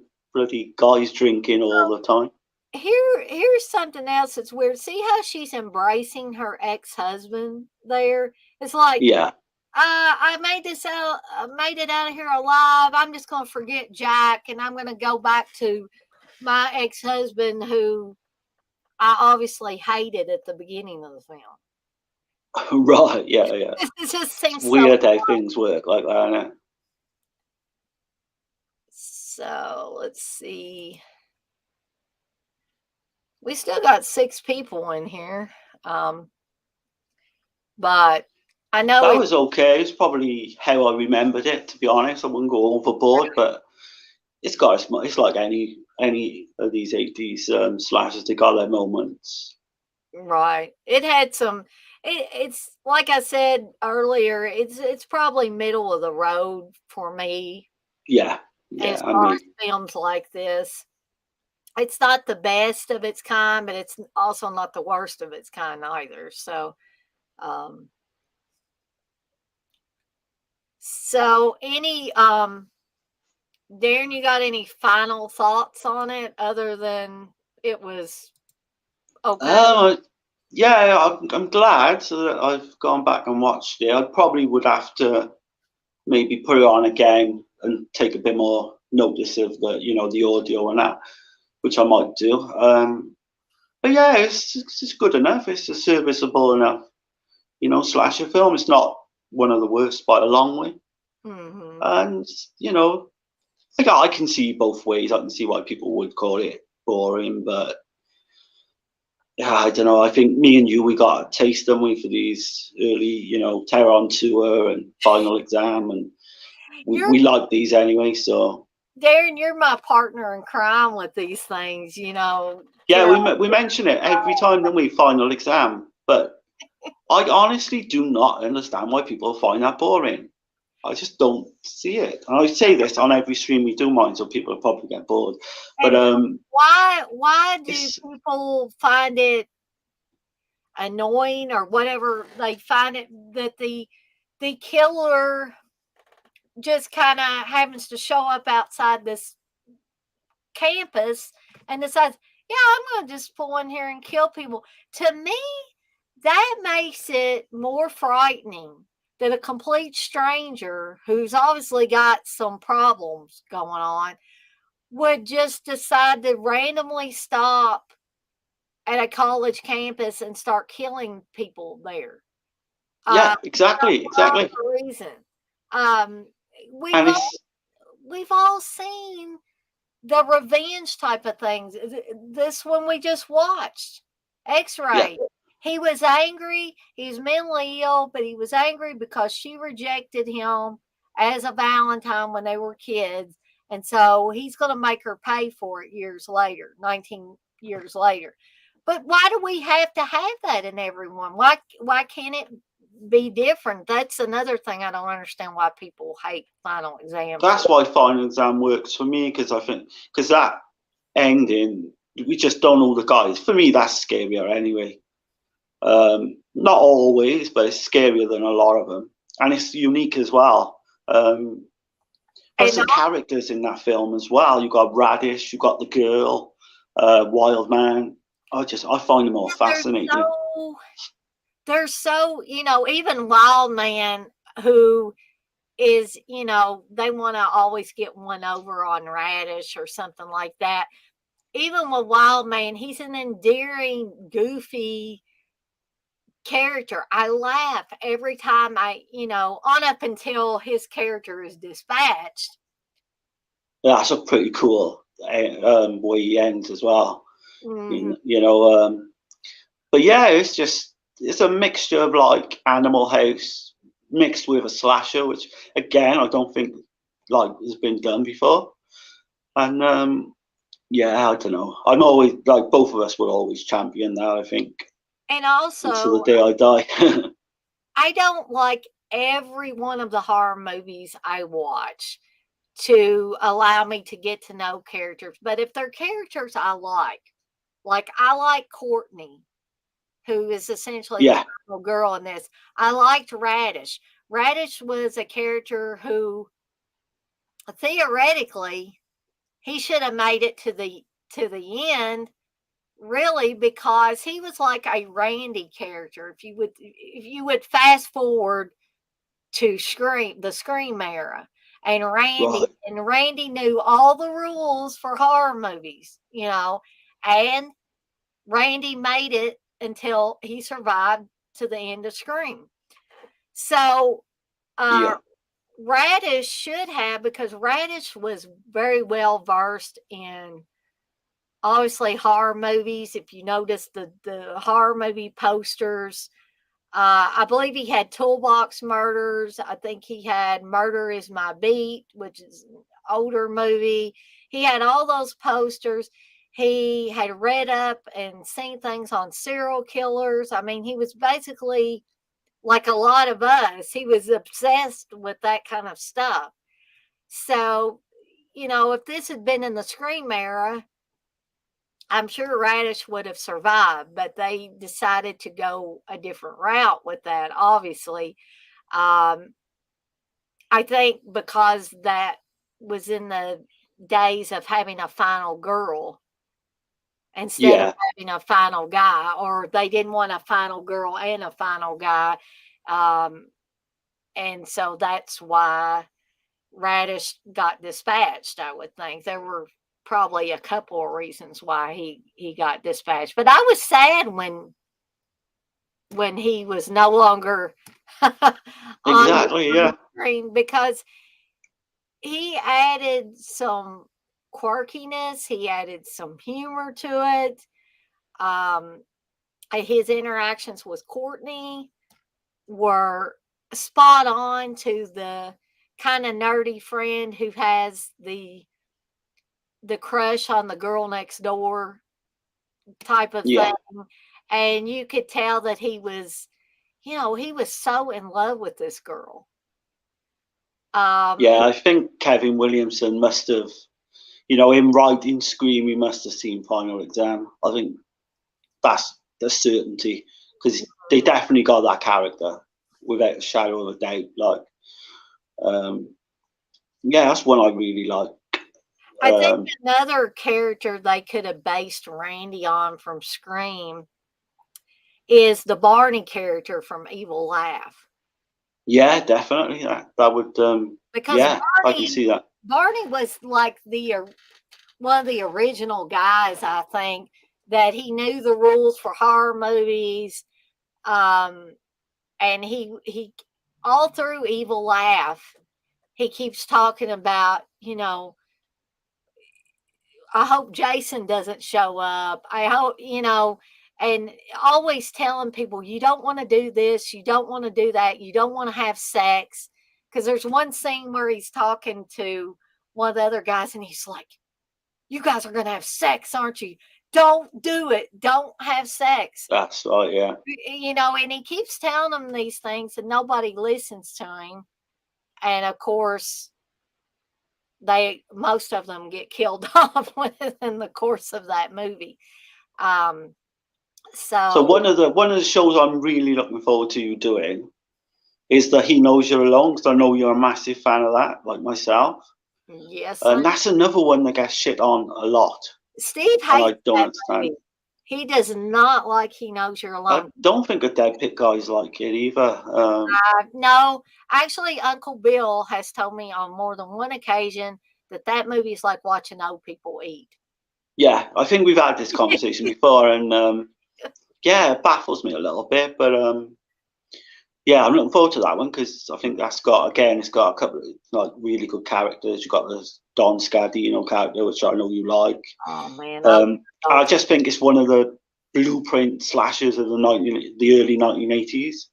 I think it's one of the first, and to me, it does everything right. I know people say about the Halloween score and all that, but that just works for me. All I'm saying is I look forward to covering that, because maybe it might even come up on the podcast at some stage as a wild card, maybe. Yeah. Expect a virtual eye roll from Steve, but well, this is maybe not then, because I wouldn't want to put something on that Steve and Dirk maybe that I know don't like. I tell you what, you don't do it, I will, because oh God, Dana's in the doghouse. Dana's in the doghouse. But I'd be interested to see him watch it again, just to see, his thoughts, and maybe realize and understand what he doesn't like about it. Yeah. Well, Steve, in Steve's case, he did a commentary many, many moons ago now, because Steve hasn't done jack as far as commentaries with me for a long, long time, and I miss it. I do miss it. That's why I love these watch-alongs so much, because it's almost like doing a commentary, and then sometimes I have just one other person on here with me. Sometimes I have several people on here with me. And so it's like I still get to do the commentaries. It's just that Steve doesn't join very much. Some of those commentaries you did do, the Two Against podcast, are brilliant. Are really entertaining. I got most of them on a hard drive, so I do go back now and again and listen to them. But yeah, we'd have to try and get Steve and you to do maybe just do a one-off, see if he'd be up for that, or so that'd be Right. good. Just you two and a microphone, and whatever film, I don't know, you could put a vote out to see what film to cover or whatever. And Steve doesn't have to drink on them to be funny. I mean, you know, Oh no, because there were times that we did commentaries where he wasn't drinking, and he still almost made me blow coke through my nose. And I don't mean cocaine; I mean like Mountain Dew or whatever I was drinking. no. And you know, or I got choked almost if I was eating something during it because he would just come off with the most outlandish things. And the offerings commentary we did a while back was one of the funniest ones, I think. You know, because we kept making fun of the sheriff in that town, and um, Yeah, yeah. Steve was I go on. he Sorry. shouldn't have been making. Neither one of us should have been making fun of how large, how heavy the guy was. But Steve sat talking about when they were looking at a map. He was like, "This is a map of my heart. Can you see all the stoppage?" And just Yeah, yeah. the stuff he was coming up was just genius. I Um, remember the ones you did do that I've played on numerous occasions. Is the Bloody Moon one I played. I've played um, the Nightmares and Damaged Brain, and the absurd one I like as well that you did. yeah, the absurd one was fun. We did Friday the 13th, the final chapter. We also did Friday the 13th, part 5. Um, Yeah, I think Steve sent me that on a disc because I think he did your commentary over the actual film, which yeah, was good. But yeah, I miss those. They were really good. yeah, You we never know, he might come out of retirement, Steve, and do one. maybe, or maybe he just doesn't want to. Hell, he doesn't want to do them with me. I don't know because he has done watch-alongs or commentaries occasionally with the Dead Pit Boys, and you know sometimes I'm not trying to get too personal here or make Steve sound like he's a bad guy because he's not, but he seems like nowadays he has more fun doing commentaries with them or with some of you other guys rather than doing them with me. Maybe I'm just not. Maybe I'm just not fun enough. Oh, Texas. Maybe as a titles, maybe pick a title that he would be into. Yeah. Texas says, "Hey everyone, sorry I was wrapped up in a previous stream, but I've had you on the TV." Oh well, cool. I was a little worried about you, Texas, because I didn't see you actually chatting in here, but it's good to know that you're okay and everything. That Yeah, for sure. I totally understand with people being in their own streams and stuff. Um, but I have had a blast talking over X-Ray with Darren, and I want to thank him for stepping up to the plate and coming on here with me for this one. No And problem at any time. Sorry I was a little bit late. I was caught in two minds, and then time sort of gets ahead of you. But yes, I've enjoyed. I always enjoy doing these.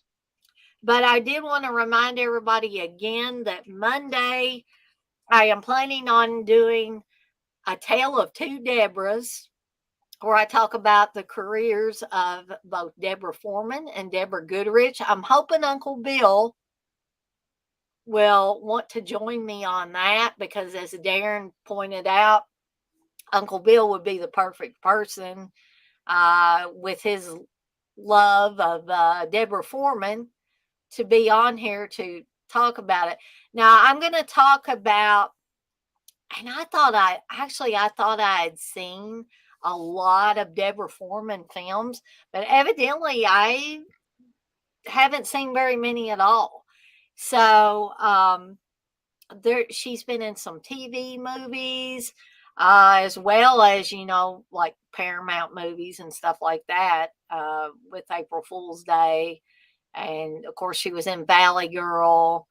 Um, and she was in a movie with Ted Raimi that was a wacky movie called Lunatics: A Love Story. So, Right. Okay. oh, Was she in Waxwork as well? yes, she I was. think. Yeah. She most certainly was. Texas says, what about Deborah Gibson?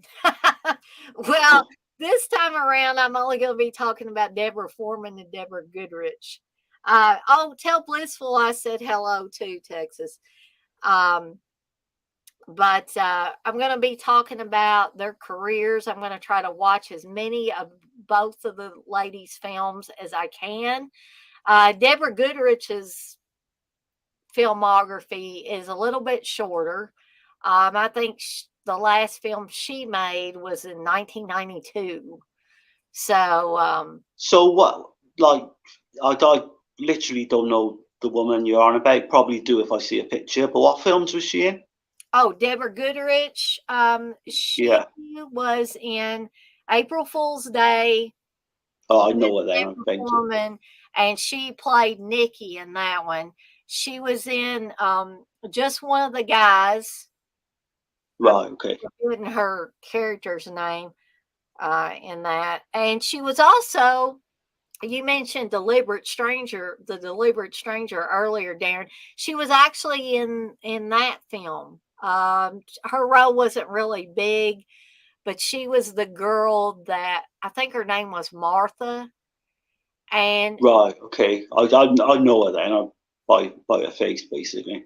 yeah, um, Texas, you say apparently Darren dated Deborah Foreman. He doesn't talk about it. I wish.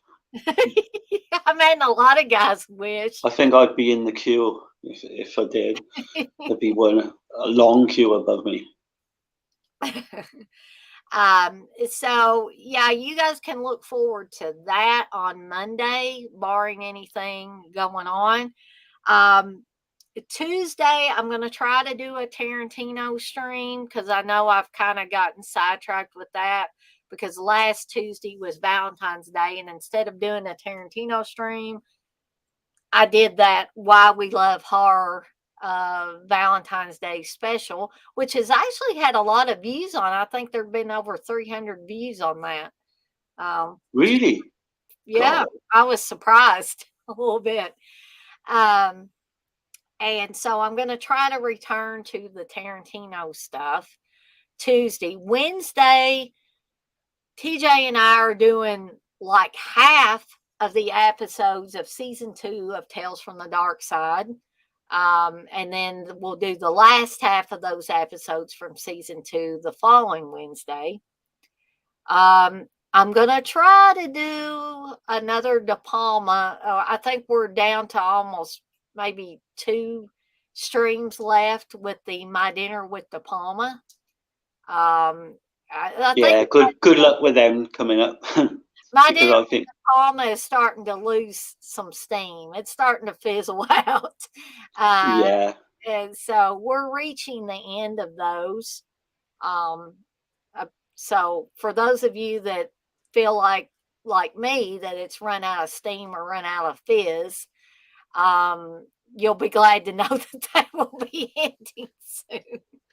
Um, let's see, and I admire you though for actually covering you're every actually film. covering them. Yeah, because I you've must got a bit more I in must you, like Constitution than I have. and just a reminder that next Saturday, the watch along will be Schizoid with Claude. Right. Okay. So, for anybody wanting to join me on that one, you are welcome to do so.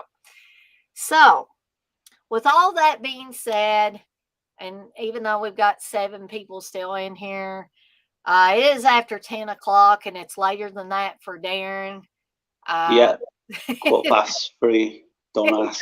That's too late to keep Darren up any longer. So, with all that being said, I am going to skedaddle on out of here for the night, and Darren's going to skedaddle on out of here for the morning. And I will see everyone on the flip side. Y'all have a good night now. Bye, Night, Darren. guys. Everybody. Night. Goodbye.